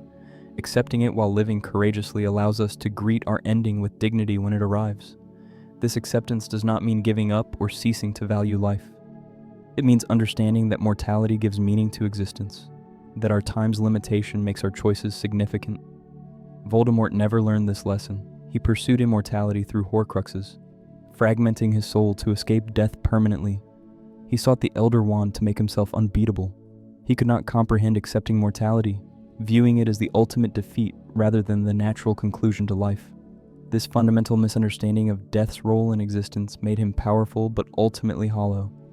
The brothers in the story represented three paths everyone eventually faces. We all must decide how to live with the knowledge that we will die. Most of us oscillate between the first two brothers, sometimes fighting against mortality, sometimes trying to hold on to what we have lost, rarely achieving the third brother's wisdom. But the story reminds us that acceptance remains possible, that we can choose to live fully now while remaining ready to eventually surrender the cloak and walk forward. Harry's journey with the Hallows ended not with mastering death, but with understanding that mastery was never possible or desirable. He would face Voldemort not as the master of death, but as someone willing to die, and that willingness would prove more powerful than any Hallow could provide. But before that final confrontation, one more revelation waited, one more truth that would reframe everything Harry thought he understood about Severus Snape and the role he had played throughout the entire war. The Prince's Tale. Seeing through another's eyes, the memories flowed from Snape as he died. Silvery strands pulled from his consciousness in the final moments before darkness claimed him. He pressed them toward Harry with desperate urgency. These pieces of his life he had guarded so carefully, truths he could reveal only when revelation no longer mattered for his own survival. Harry collected them not understanding what they contained, knowing only that Snape's last act was to give him something essential. The pensive showed Harry a childhood he had never imagined. Young Severus Snape, thin and unloved, watching two girls play in a park from the shadows of a playground. One of them made a flower bloom with accidental magic, and Severus emerged from hiding to tell her she was a witch. that she was special, that there was a whole world waiting for her. The girl was Lily Evans, Harry's mother, and her joy at discovering her abilities matched Severus's joy at finding someone who shared his difference. They became friends before Hogwarts, two magical children in a Muggle world, bound by their outsider status and their excitement about the future. Severus told her everything he knew about the wizarding world, answering her endless questions, basking in her attention and gratitude. She saw him as her guide into magic, while he saw her as the first person who had ever treated him with genuine kindness. But Hogwarts divided them. The Sorting Hat sent Lily to Gryffindor and Severus to Slytherin, placing them in houses whose rivalry extended back centuries. Severus's housemates included future Death Eaters, students from old families who valued blood purity and viewed Muggleborns as inferior. His friendship with Lily made him suspect to them, a weakness they could exploit, a connection that marked him as not fully committed to their ideology. James Potter and his friends tormented Severus throughout school. They mocked him publicly, hexed him in corridors, humiliated him in ways large and small. The memories showed a particularly cruel incident where James suspended Severus upside down in the courtyard, exposing him to ridicule from gathered students. Lily intervened to defend him, but Severus, humiliated beyond bearing, lashed out at her, calling her a mudblood in his rage and shame. The slur, the worst thing one wizard could call another. The word that reduced her to her blood status, destroyed their friendship instantly. She walked away and never forgave him, despite his desperate apologies and pleas. This single word, spoken in a moment of pain, cost him the only person he had ever loved. No amount of regret could unsay it. No apology could heal the wound it inflicted. He descended further into darkness after losing her. Without Lily's moderating influence, without her friendship to anchor him to better choices, he embraced the Death Eaters fully. He learned dark magic, took the dark mark, became one of Voldemort's followers. He told himself he had nothing left to lose, that if Lily rejected him, then her world could burn. But when he learned that Voldemort planned to kill the Potters based on prophecy, something in him broke. He went to Dumbledore, not to save James or Harry, but to beg for Lily's life specifically. The headmaster's contempt was evident. "You disgust me," he said to Severus, who would have accepted her husband and child's deaths if it meant her survival. This confrontation forced Severus to face the selfishness of his love, how it prioritized his need for her over her actual happiness. Dumbledore demanded more if Severus truly wanted to save Lily. He must protect all of them, must work as a spy, must risk everything to oppose the darkness he had joined. Severus agreed, beginning his double life, walking the knife's edge between two masters, never certain if he would be discovered and killed. But Lily died anyway, and his reason for turning against Voldemort died with her. The memories showed Severus weeping in Dumbledore's office, destroyed by her death, ready to die himself because life without her seemed pointless. But Dumbledore offered him purpose: protect her son, keep Harry alive, honor her sacrifice through action, even though action would never bring her back. This became his penance and his mission, the only way to give meaning to his continued existence. Every time Severus looked at Harry, he saw James Potter, the man who had tormented him and stolen the woman he loved. But he also saw Lily's eyes, green and accusing, reminding him of everything he had lost through his own actions. This double vision tortured him daily, making every interaction with Harry both duty and agony. The memories revealed the depth of his sacrifice. He killed Dumbledore at the headmaster's own request, accepting the burden of being universally hated as a murderer and traitor. He endured Voldemort's cruelty and suspicion, fed him information carefully calibrated to maintain his cover, while protecting the Order. He became headmaster of Hogwarts under Death Eater occupation, secretly protecting students while appearing to serve the regime that oppressed them. His Patronus took the form of a doe, matching Lily's, a visible manifestation that his love had never changed or faded across all those years. When Dumbledore asked him, after all that time, whether he still cared, Severus replied with the single word that defined him: always. His love for Lily persisted beyond rejection, beyond death, beyond any hope of reciprocation, constant and unchanging. The final memory showed the truth about Harry himself. He carried a piece of Voldemort's soul, accidentally transferred during the failed killing curse. He was an unintended Horcrux, and that fragment had to be destroyed for Voldemort to become mortal. Harry had to die, and Dumbledore had planned this from the beginning, raising him like a pig for slaughter, knowing the sacrifice would eventually be required. Severus had argued against this plan, disturbed by the coldness of raising a child specifically to die. But Dumbledore insisted it was necessary, that Harry's willing sacrifice would provide protections similar to what Lily's sacrifice had created. Severus agreed to deliver this information when the time came, though doing so meant revealing that everything, all the protection and guidance, had been leading Harry toward his own death. This revelation forced Harry to completely reframe his understanding of Severus Snape, the man he had hated, whose cruelty had seemed motiveless and cruel, had been protecting him constantly while despising every moment of it. Every harsh word, every deducted point, every sneer had coexisted with acts of genuine heroism and sacrifice. The bully and the hero were the same person, and both were real. The memories taught that people contain depths we cannot see from surface interactions. We judge based on behavior while remaining ignorant of motivation, context, and hidden sacrifices. Severus Snape was cruel to students, played favorites, allowed prejudice to influence his teaching. These flaws were real and inexcusable, but he also lived for years as one of the bravest people in the war, risking everything repeatedly, maintaining his cover at enormous personal cost. Understanding this complexity did not erase his cruelty or excuse his behavior toward children who had done nothing to deserve it, but it added layers that forced recognition of his humanity, his capacity for both pettiness and courage, his ability to do terrible things and noble things sometimes in the same breath. He resisted simple categorization because people resist simple categorization. Harry absorbed these memories while facing his own death.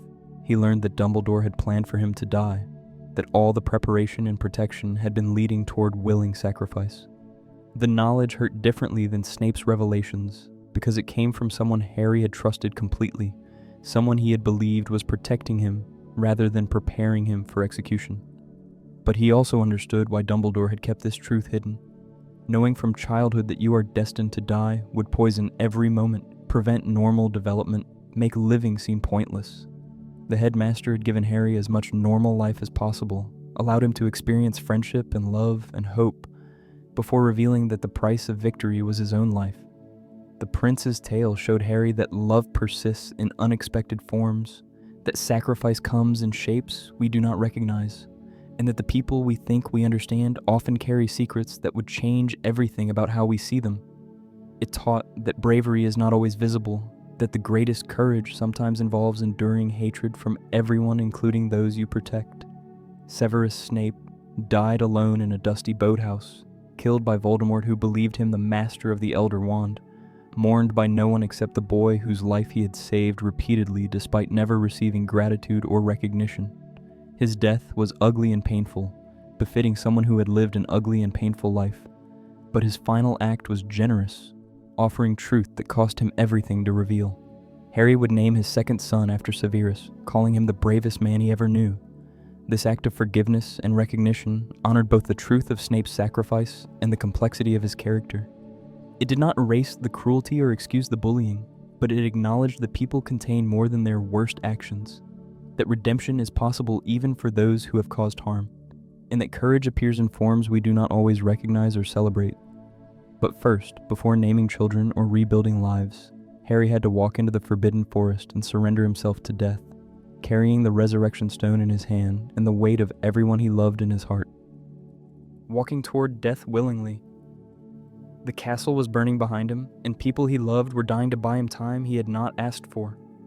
Every moment he delayed meant more deaths, more sacrifices made for someone who already knew he had to die. Harry walked away from the battle toward the Forbidden Forest, toward the clearing where Voldemort waited, each step requiring more courage than the last because turning back would be so easy. He understood now why Dumbledore had hidden the truth. If Harry had known from the beginning that he carried a piece of Voldemort's soul, that destroying the Dark Lord required destroying himself, he might never have found the strength to continue.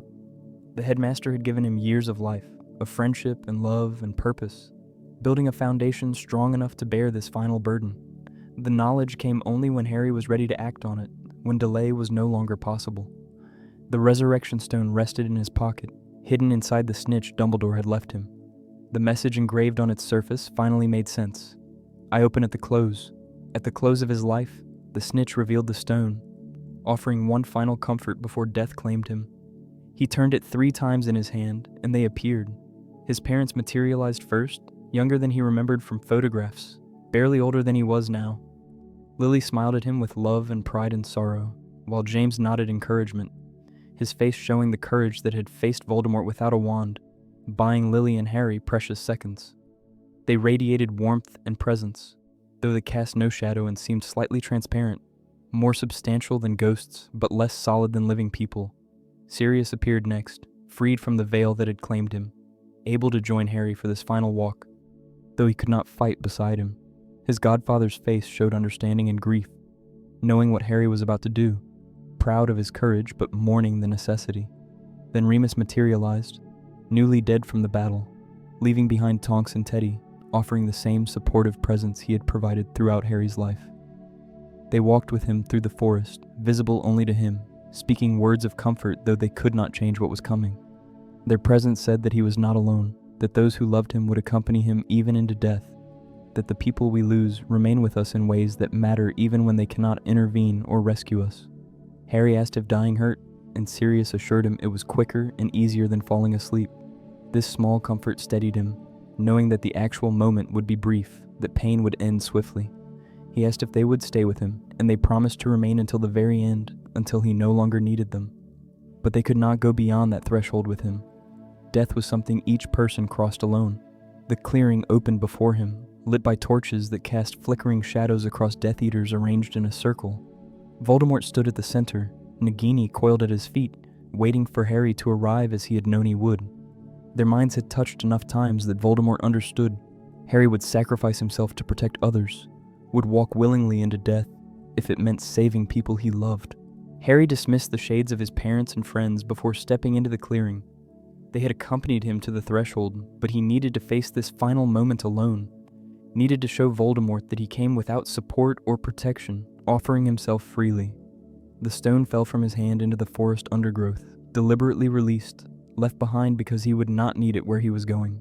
Dropping the stone was deliberate and significant. He could have kept it, could have tried to retrieve it later, could have used it to maintain connection with those he loved.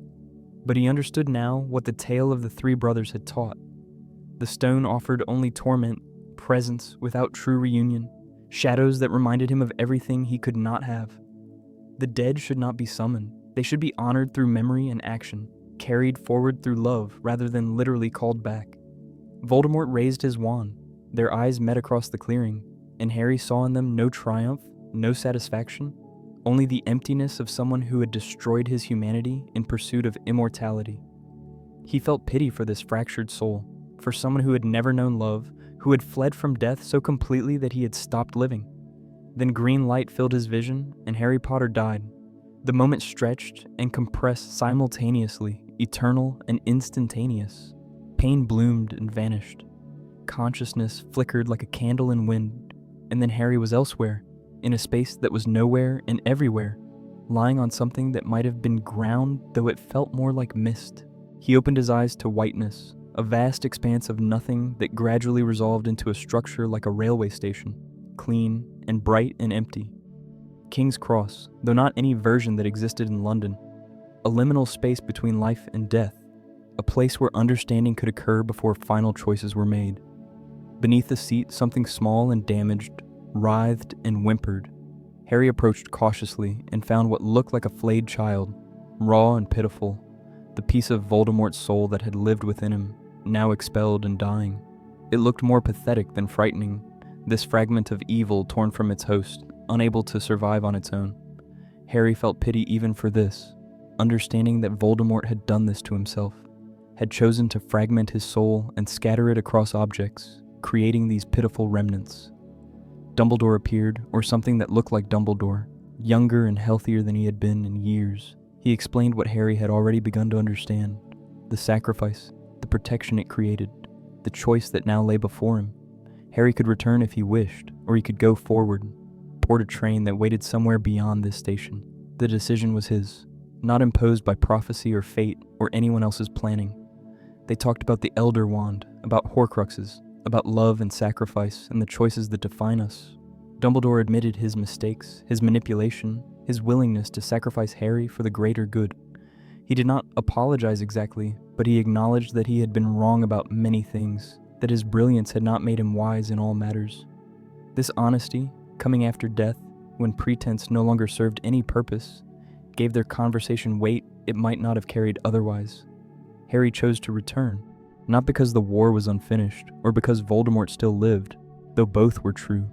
He returned because life called to him, because people he loved waited on the other side of this white space, because he was not ready to board that train and see what lay beyond.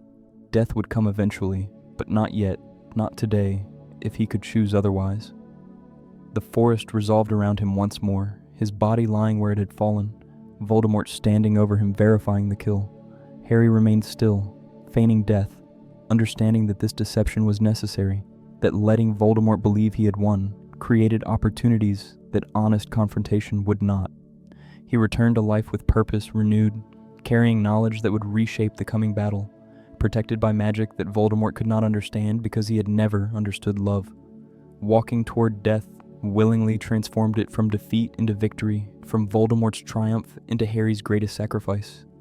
The choice to die, made freely with full understanding of what it meant, created the same protection his mother's sacrifice had provided.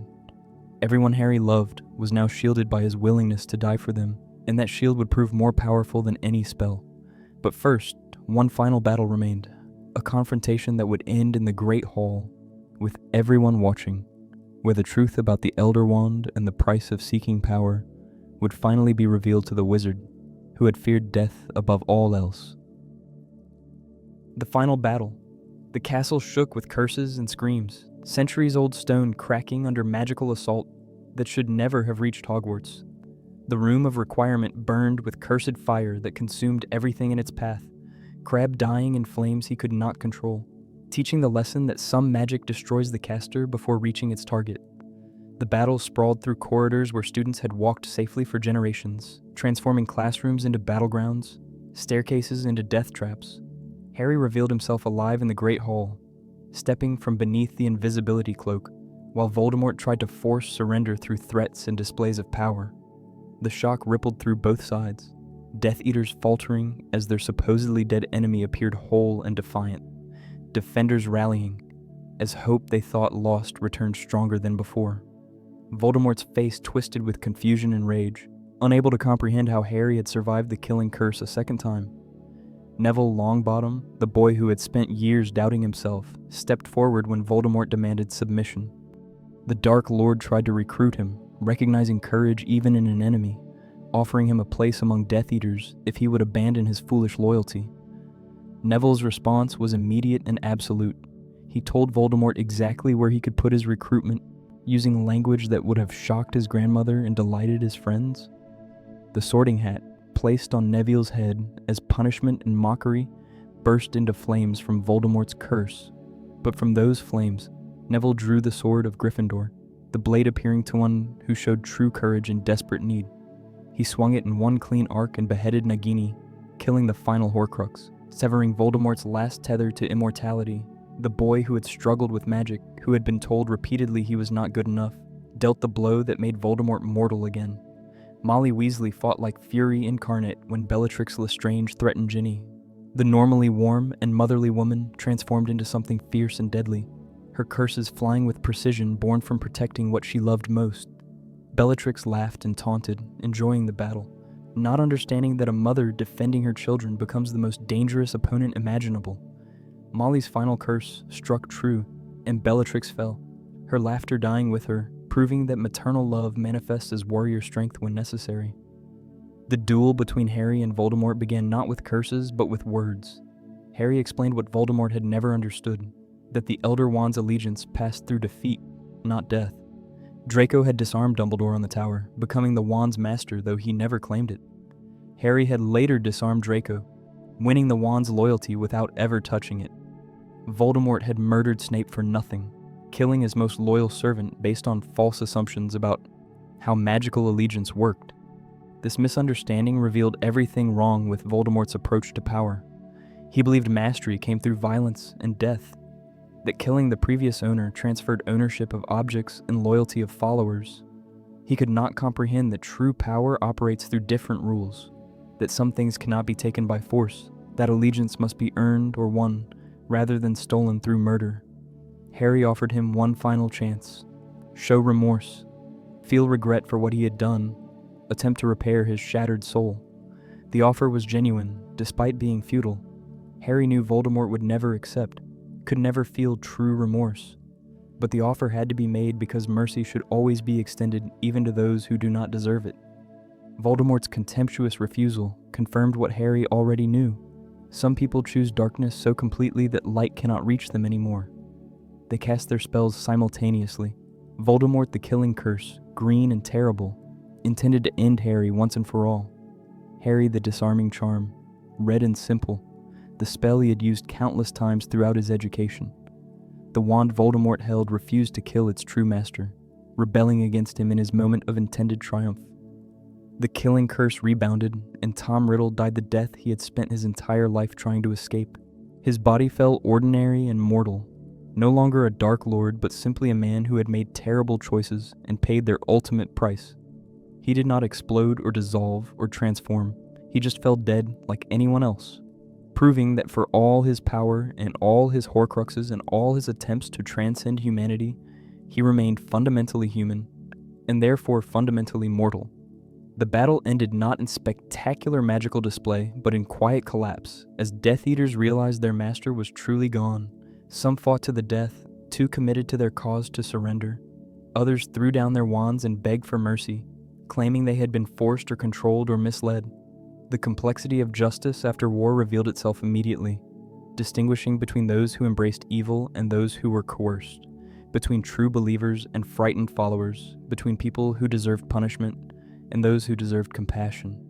Harry felt no triumph, only exhaustion and grief for everyone lost. Fred Weasley lay dead, his last expression one of surprise rather than pain, leaving behind a twin who would never be whole again. Remus and Tonks rested side by side, their infant son orphaned as Harry had been.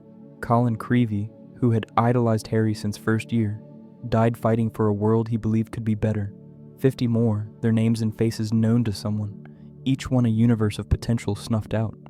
The victory was real, but costly, purchased with blood and sacrifice that could never be undone or repaid. The survivors would carry these deaths forever, wondering if different choices might have saved someone, knowing that war creates casualties beyond those lying on the ground. Relationships broken, innocence lost, trauma that would echo through years of nightmares and sudden fears triggered by unexpected sounds. Yet they had won, and that mattered despite the cost. Voldemort was defeated permanently this time, his soul too fragmented to survive, his body genuinely dead rather than temporarily dispersed. The ideology he represented, the belief in blood purity and wizard supremacy, suffered a blow that would take generations to recover from if it ever did. The people who had fought beside Harry had proven that love and friendship and courage could overcome power built on fear and hatred. The lesson of the final battle was that everyone has their moment when they become essential to victory. Neville killing Nagini, Molly defeating Bellatrix, countless unnamed students and Order members holding the line while Harry confronted Voldemort. No single person wins wars. Communities do, working together, each contributing what they can when they can, the sum of small acts adding up to triumph. The Elder Wand rested in Harry's hand, his by right of conquest, the most powerful wand in existence. He could keep it, use it, become the master of death the first brother had tried to be. But Harry had learned what the tale of the three brothers taught. Power sought for its own sake becomes a curse, and the wand had caused nothing but death throughout its long history. He would return it to Dumbledore's tomb, let it die with him when death eventually claimed him, breaking the cycle of violence that had followed the death stick for centuries. This choice, more than any battle won or enemy defeated, showed his wisdom. He rejected power he had earned, refused mastery he could have claimed, chose peace over dominance. The decision marked him as fundamentally different from Voldemort, who would have grasped the wand and held it until someone murdered him for it. Harry understood that some victories come from refusing prizes rather than claiming them. The sun rose over Hogwarts, illuminating damage that would take years to fully repair, shining on faces exhausted and grieving and tentatively hopeful. They had survived the night, they had won, and now they had to figure out how to live in the world they had fought to save. The resurrection stone in the forest, letting go of the dead. Somewhere in the forbidden forest, beneath fallen leaves and undergrowth slowly reclaiming the ground, the resurrection stone waited in darkness. Harry had dropped it deliberately during his walk toward death, opened his hand and let it fall without watching where it landed. He could have marked the spot, could have retrieved it after the battle, could have kept this halo that would allow him to summon those he loved whenever grief became unbearable. But he chose to leave it lost, understanding a truth that the second brother in the tale had learned too late. The dead should not return. The stone offered only torment disguised as comfort, presence without true reunion, voices without the warmth of touch. It showed shadows of people, echoes that could speak but not truly engage, reminders of everything lost rather than genuine restoration of what had been. His parents would always be with him, but not through magical summoning. They lived in his choices, in the courage he inherited from his father, and the love his mother had died to give him. They existed in memories shared by those who knew them, in photographs that captured moments frozen in time, in the scar on his forehead that proved their sacrifice was real. Calling them back as shades would not enhance this connection. It would only make their absence more painful by showing what could never truly be reclaimed. Sirius remained present through the lessons he taught, through his godfather's belief that Harry deserved love and protection, through memories of brief time together that had meant everything despite its shortness. Summoning his shade would not ease the grief of losing him. It would only create new pain, showing a version of Sirius that could never laugh freely or embrace Harry, or share actual moments rather than ghostly conversations. Remus lived on in Teddy, the son who would grow up hearing stories about his parents, learning that they died fighting for a better world. Harry would help raise this boy as others had helped raise him, creating connections that honored the dead through actions rather than artificial resurrection. The stone could not help with this. It could only distract from the real work of keeping Remus alive through stories and values passed to the next generation. The wisdom of leaving the stone lost reflected understanding that closure comes from releasing our need to see them again, rather than from maintaining impossible connections. Grief demands processing, not preservation. We honor the dead by moving forward while carrying them with us, not by remaining frozen in the moment of loss, not by trying to hold conversations with shadows that can never satisfy our need for their actual presence. The stone's power appealed to the part of us that wants to undo death, to reverse loss, to have one more conversation or chance to say things left unsaid. This desire is natural and human and completely understandable, but acting on it creates only greater suffering. The second brother discovered this when his lost love returned sad and cold, separated from him by barriers that could not be crossed. He drove himself mad trying to reach her, eventually taking his own life to join her properly. Harry understood this danger because he had used the stone once and felt its pull. Having his parents and Sirius and Remus walk with him through the forest had been necessary at that moment, giving him courage for what he needed to do. But extending that summons beyond its purpose would have become addiction, a crutch that prevented actual healing, a way of avoiding grief rather than processing it. Letting them go required acknowledging that they were truly gone, that no magic could bring them back as they had been, that missing them was something he would carry forever but could not cure through supernatural means. This acceptance hurt in immediate ways but healed in lasting ones. It allowed him to remember them with love rather than desperate need, to celebrate what they had given him rather than mourning only what they could not. The stone's loss in the forest symbolized releasing the past's grip on the present. As long as we cling to the possibility of summoning those we lost, we cannot fully engage with the life we still have. We remain partially in the moment of their departure, unable to move forward because part of us keeps trying to move backward, deliberately choosing to leave that option unavailable. To make resurrection impossible, even magically, forces us to find other ways of maintaining connection. Memory serves this purpose better than summoning ever could. When we remember someone, we choose which aspects to focus on, which moments to replay, which lessons to carry forward. We integrate them into our ongoing story rather than trying to keep them frozen in a separate space, accessible only through magic. They become part of us rather than remaining forever separate, forever just out of reach. Love persists without physical presence. This was the lesson Harry learned through leaving the stone behind. His parents loved him still, not because their shades walked beside him, but because their love had created protections that survived their death. They lived in him, shaped who he became, influenced his choices through example and sacrifice. This was real presence, more meaningful than any shadow could provide. The stone remained in the forest, likely never to be found again. Its power unused, its temptation removed from the world. This was Harry's gift to future generations, removing the option to make the second brother's mistake, to try holding onto the dead in ways that prevented living fully. Some objects should be lost, some powers should remain unused, some choices should be made impossible to protect people from their own grief. Years later, Harry would sometimes think about the stone's location, wondering if he could find it again if he really tried, if he searched the forest methodically, or used magic to locate lost objects.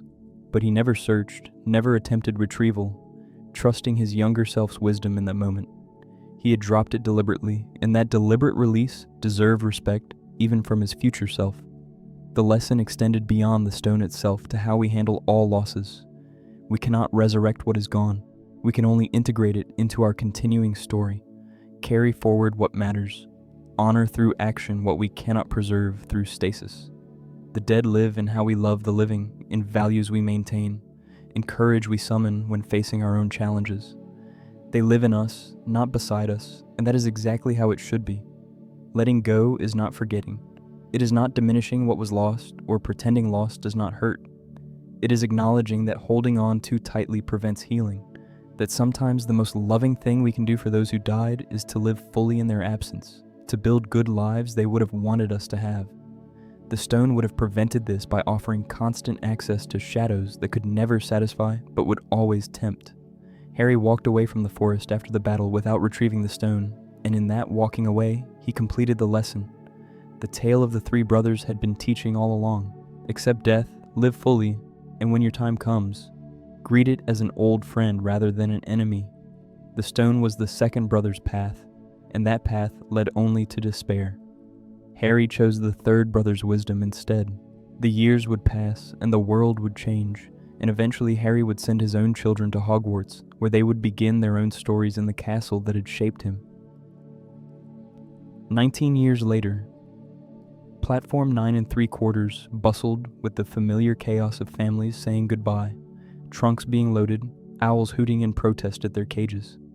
Harry stood among the crowd, no longer the boy who had first discovered this hidden platform, but a man watching his own children prepare to board the Hogwarts Express. The scene repeated itself as it had for generations, parents releasing children into the world's embrace, trusting that the journey would shape them as it had shaped everyone who came before.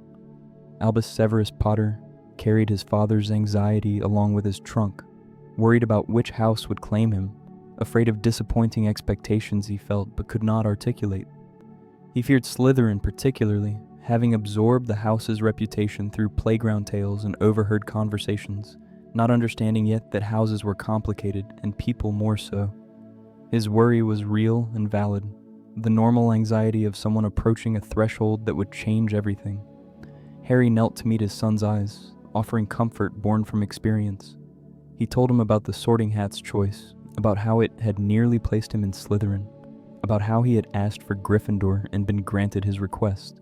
This revelation surprised Albus, who had not known his father face the same fear he now carried. The story contained its lesson gently. We participate in creating our identity. Choices matter more than natural inclination, and asking for what we want sometimes changes what we receive. Then Harry spoke the names his son carried, explaining why he bore them. Albus Severus Potter, named for two headmasters of Hogwarts, one who had been brave and brilliant but flawed, another who had been cruel and complicated but ultimately courageous. Both Slytherins, Harry pointed out, noting that one of them was probably the bravest man he had ever known. The names represented complexity, the understanding that people cannot be sorted into simple categories of good and evil, that courage manifests in unexpected places. This naming was forgiveness and recognition, acknowledgement that Dumbledore and Snape had shaped him despite their flaws, that he owed them debts that could never be fully repaid. It passed this complexity to the next generation, asking them to hold multiple truths simultaneously, to understand that people who hurt us can also save us, that those who manipulate us might still love us, that heroes are rarely pure and villains rarely absolute.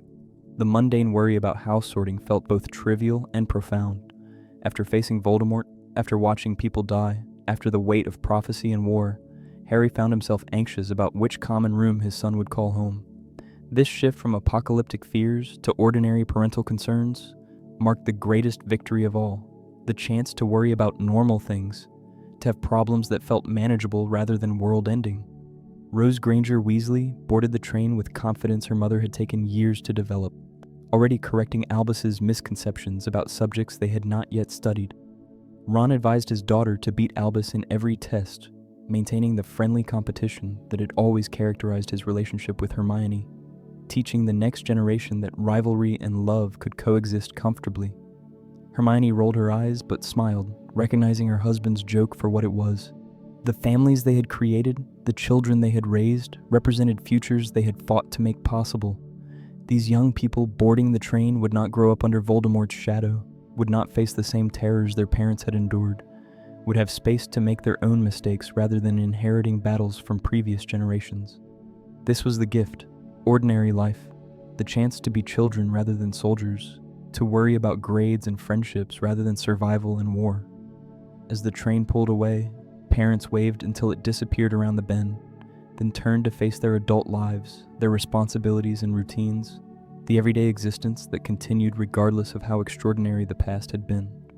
Harry returned to work at the Ministry, where he helped rebuild systems that had been corrupted, tried to create structures that would prevent future Voldemorts from rising to power, did paperwork that felt meaningless some days and crucial others. The scar on his forehead had not pained him for 19 years, that constant reminder of his connection to Voldemort finally silent and still. The prophecy that had hung over his childhood was fulfilled and finished, no longer directing his path or limiting his choices. He was simply Harry now, neither the boy who lived nor the chosen one, but a man living an ordinary life made extraordinary by its very ordinariness. Ginny stood beside him, the girl who had loved him when such love seemed impossible, who had waited while he hunted Horcruxes, who had built a life with him in the aftermath of war. Their relationship, begun in brief moments stolen between crises, had grown into partnership that survived the transition from wartime intensity to peacetime routine. This too was victory, maintaining love when it no longer required constant drama, finding depth in daily life together. The epilogue showed that after great trials, happiness becomes not dramatic but domestic, not thrilling but sustaining. The greatest adventures give way to smaller ones, raising children, maintaining relationships, finding meaning in work, building communities. These accomplishments, though less obviously heroic, require their own courage, their own persistence, their own kind of magic. Harry's life had encompassed extraordinary circumstances, but his deepest wish had always been simple: to be normal, to belong somewhere, to have family and home and safety. The platform scene represented achieving this wish, standing among other parents doing ordinary parent things, worrying about ordinary parent worries. The boy who had slept in a cupboard now owned a home. The orphan who had craved family had created one. The child who had been unwanted now sent wanted children into the world. This normalcy was not anticlimax but triumph, not settling but arriving. The mundane moments, the daily routines, the small anxieties about house sortings and test scores, these were what they had fought for. Not glory or recognition or dramatic victory scenes, but the quiet gift of living without constant threat, of raising children who could complain about homework rather than fighting for their lives. The wizarding world continued healing, rebuilding, processing trauma that would take generations to fully resolve. Laws changed slowly. Prejudices died even more slowly, but progress happened incrementally, through countless small choices to be better than what came before. The battle had been won, but the work of building a just society continued daily, requiring patience and commitment rather than dramatic sacrifice. Harry carried his dead with him always, remembering them in moments of quiet reflection, speaking their names to his children, so they would know the people who had shaped the world they inherited.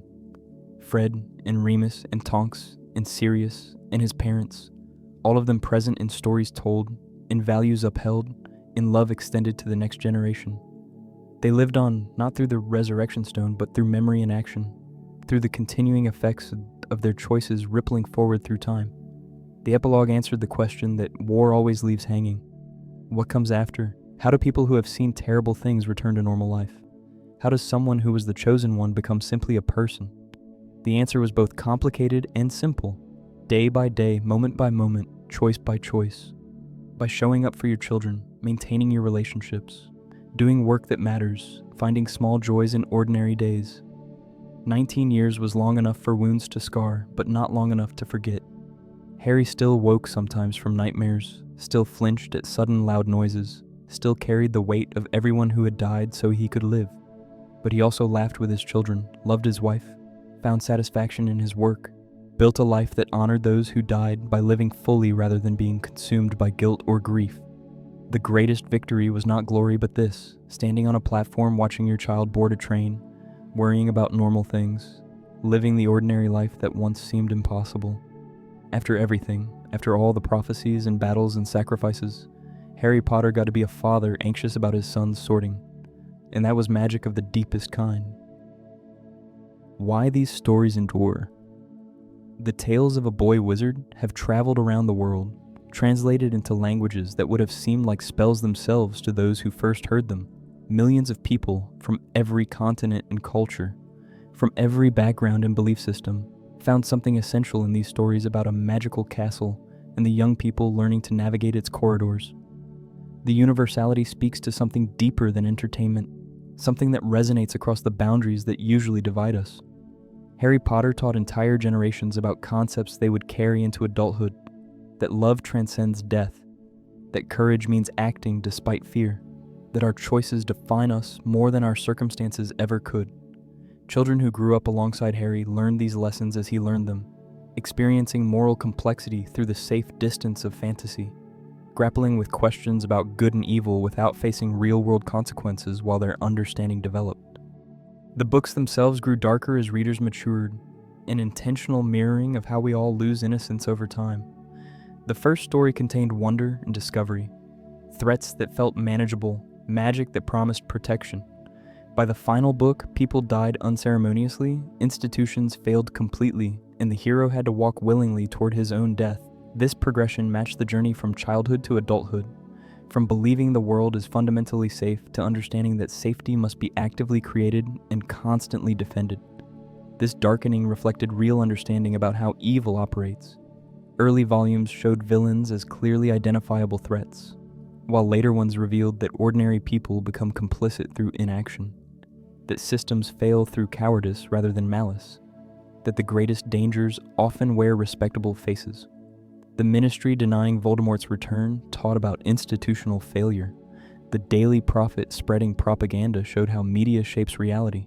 The discrimination against non-humans and Muggleborns illustrated how prejudice becomes policy.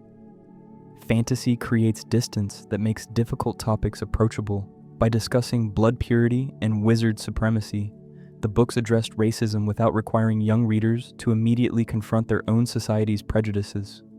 By showing how fear drives people to abandon principles, they explored fascism's rise through metaphor that felt less threatening than historical examples. The magical framework allowed serious examination of real-world problems while maintaining enough separation that readers could process ideas without feeling attacked or defensive. The themes resonated because they reflected authentic human experiences dressed in wizard robes. Harry's isolation among the Dursleys spoke to anyone who felt unwanted or different. Hermione's struggle for acceptance despite her brilliance connected with anyone told they were too much. Neville's journey from inadequacy to heroism gave hope to everyone who doubted their own strength. The specifics were magical, but the emotions were universal. We return to these stories during our own trials, seeking comfort in familiar magic when reality feels overwhelming. Adults who first read them as children revisit Hogwarts when facing loss or fear or uncertainty, finding solace in knowing how the story ends, in remembering that darkness can be overcome, in reconnecting with the wonder they felt when first discovering that platform hidden between mundane numbers. The books become touchstones, markers of who we were and mirrors for who we have become. The castle itself functions as archetypal home, the place we can always return to in imagination, even when we cannot return to it in reality. Hogwarts represents safety and belonging, discovery and growth, the space where we learned who we could become. For readers, it serves similar purpose, a mental refuge during difficult times, a reminder that we once believed in magic and might still find it if we look carefully enough. The characters demonstrated that heroism comes in many forms. Harry's willingness to sacrifice himself, Hermione's preparation and intelligence, Ron's loyalty despite doubt, Neville's quiet courage that built over years, Luna's comfort with being different, Ginny's strength in her own right rather than as extension of Harry. Each showed different paths to bravery, different ways of contributing to victory. different types of magic that had nothing to do with wands. The stories taught that adults are fallible, that mentors make mistakes, that authority should be questioned rather than blindly obeyed. Dumbledore's manipulations, the ministry's failures, the teachers who let prejudice influence their actions, all of these complicated, simple narratives about respecting your elders. The books trusted young readers to handle moral complexity, to understand that people can be simultaneously helpful and harmful, wise and flawed, worthy of both gratitude and criticism. This moral complexity prepared readers for adult life better than simpler stories could. The real world rarely divides neatly into heroes and villains. People we love disappoint us. Those we trust make mistakes that hurt us. Sometimes we must oppose those in authority. Sometimes we discover that our heroes had feet of clay. Learning this through fiction, where the stakes feel real but the consequences remain safely contained within pages, builds capacity for handling such complexity when it appears in actual life. The enduring appeal lies partly in this moral sophistication combined with genuine hope. The books acknowledged darkness without being consumed by it, showed terrible things happening without suggesting that terrible wins, depicted a world where evil existed but could be opposed through courage and love and community. This balance between realism and optimism offered something rare. Stories that took darkness seriously while insisting light was possible. Parents who read these books as children now read them to their own children, creating multi-generational connections through shared stories. Families discuss house sortings over dinner, debate character choices, argue about whose actions were justified. The books become common language, shorthand for concepts that might otherwise require lengthy explanation. Calling someone a Hermione or a Snape or a Umbridge conveys immediate understanding to anyone familiar with the stories. The phenomenon extended beyond the books themselves into theme parks and films and communities of people who found friendship through shared love of these stories.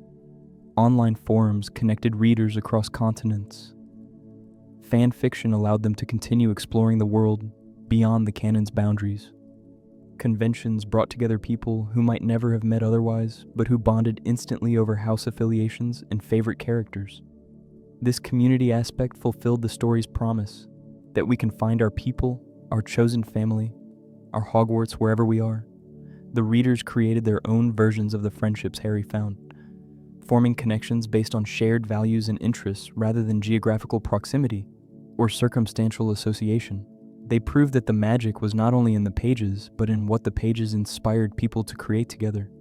The books taught practical wisdom disguised as fantasy, that love is the most powerful force available to us, that death gives meaning to life rather than negating it, that our choices reveal our character more than our abilities ever could. These lessons, delivered through the story of a boy wizard, shaped how millions of people approach their own lives, their own challenges, their own moral decisions. Years after finishing the series, readers find themselves thinking, what would Harry do? Or remembering that it takes courage to stand up to our friends, or recognizing that fear of a name increases fear of the thing itself. The stories infiltrated how we think about courage and sacrifice and love, providing frameworks for understanding experiences we encounter in our actual lives. The endurance of these stories, their continued relevance decades after publication, suggests they touch something fundamental about human experience. They articulated truths about growing up, facing evil, choosing good, building community, that transcended their specific cultural moment. They became modern mythology, tales we tell to make sense of the world, to teach our children, to comfort ourselves when facing our own forests and battles and choices. Hogwarts was always more than a school. It was promised that somewhere we belong, that our difference makes us special rather than wrong, that we have a magic within us waiting to be discovered and developed. The castle never stopped being home, because home was never really the castle. Home was the feeling of belonging, the experience of being known and accepted, the community that forms around shared values and mutual care. The readers built their own Hogwarts wherever they gathered, carrying the castle's promise with them into the ordinary world that needed its magic more than the wizarding world ever did. Applying wizarding wisdom to Muggle life. The lessons hidden within tales of wands and spells translate into wisdom applicable to lives lived entirely without magic, at least the kind that requires incantations. The deeper magic, the kind that operates through choice and love and courage, remains accessible to everyone regardless of whether they received a Hogwarts letter.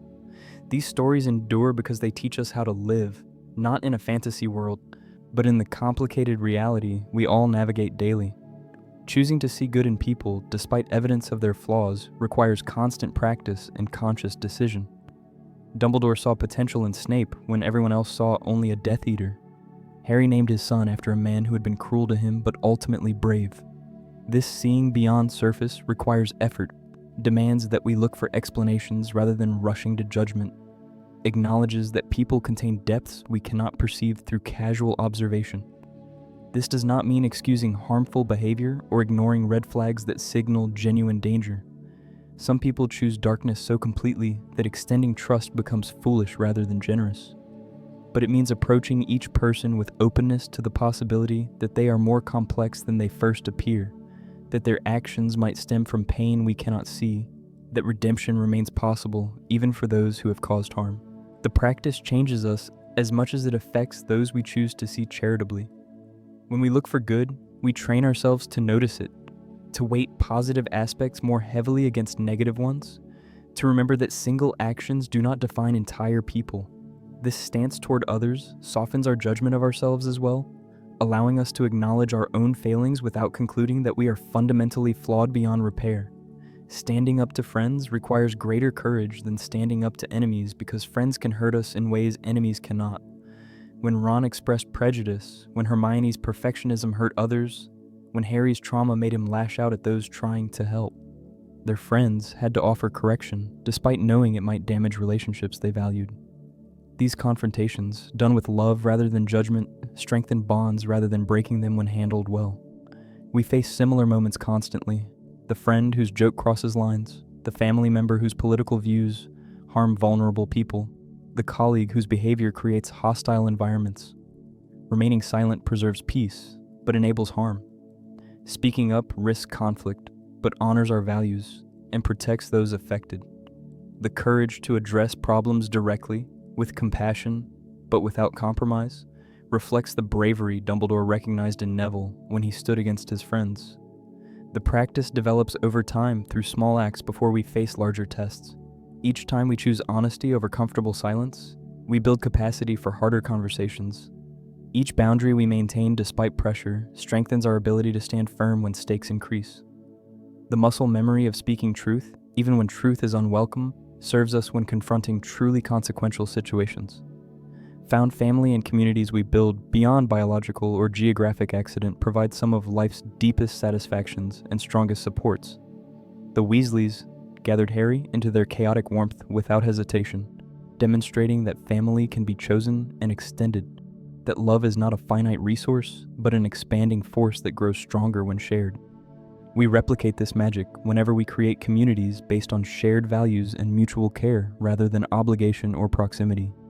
These chosen families appear in friend groups that function as support systems, in online communities that connect people across distances, in neighborhoods where residents actively build relationships, in workplaces where colleagues become genuine friends. They form when we decide that connection matters more than convenience, when we invest time and emotional energy into relationships that no one requires us to maintain. Building these communities requires vulnerability, the willingness to show our authentic selves and risk rejection, the courage to admit we need others and cannot thrive in isolation. It demands consistent effort, showing up during difficult times, celebrating victories, maintaining connection through life's changes. The magic is not effortless, but intentional, created through countless small choices to prioritize relationships and honor commitments. Recognizing that our choices define us far more than our abilities or circumstances or backgrounds challenges. Deterministic thinking that limits what we believe possible. The sorting system suggested that traits determined destiny, that being brave or clever or loyal or ambitious set your path. But Harry's near sorting into Slytherin and his choice to refuse it demonstrated that we participate in creating our identity rather than simply discovering something fixed and unchangeable. This principle applies to every aspect of life. Talents and circumstances and backgrounds influence our options, but do not determine our decisions. Someone born into privilege can choose to leverage advantages for others' benefit or hoard them selfishly. Someone facing systemic barriers can choose bitterness or resilience, isolation, or community building. Natural abilities matter less than how we develop and apply them. Whether towards selfish ends or in service of values we believe important, the empowerment comes from recognizing our agency even within constraints we cannot control. We may not choose our starting points, our natural talents, our initial circumstances, but we choose our response to these givens, the meaning we make from our experiences, the values that guide our decisions. These choices, accumulated over time, shape who we become more than any single factor we inherited or encountered without consent. Understanding that love, imperfect and complicated and sometimes painful, remains the deepest magic we will ever know, reframes how we approach relationships and measure success. Lily's sacrifice protected Harry through magic so ancient and powerful that Voldemort could not overcome it. This protective power came not from perfect motherhood or flawless love, but from willingness to die for her child. The magic existed in the choice, in the sacrifice, in love that prioritized another's survival over her own. We access the same magic whenever we love imperfectly but fully, whenever we choose connection despite risk, whenever we prioritize others' well-being alongside our own. The love that protects and sustains need not be romantic or familial. It appears in friendship that survives disagreement, in communities that care for vulnerable members, in strangers who help without expecting reward, in small acts of kindness that accumulate into cultures of mutual support.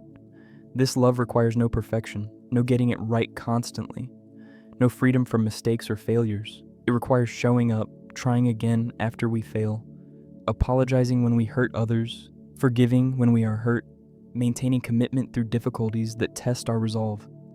The messiness does not negate the magic. It proves that love persists despite imperfection, that connection survives conflict, that caring for others remains worthwhile even when it is hard. The wisdom within wizarding stories translates into practical guidance. For living well in our ordinary world, we practice seeing people complexly, speaking truth to those we love, building communities beyond biological family, owning our choices, and loving imperfectly but fully. These practices, none of them requiring magic wands or spells, create the real magic that transforms lives and communities, and eventually the world we share. The stories reminded us that we already possess everything we need: the capacity to love, the ability to choose courage over comfort, the potential to build communities that reflect our values. Hogwarts was always a mirror, showing us possibilities that existed within ourselves all along. The magic we found in those pages was recognition of magic we carry, waiting to be acknowledged and actively practiced in lives we actually live.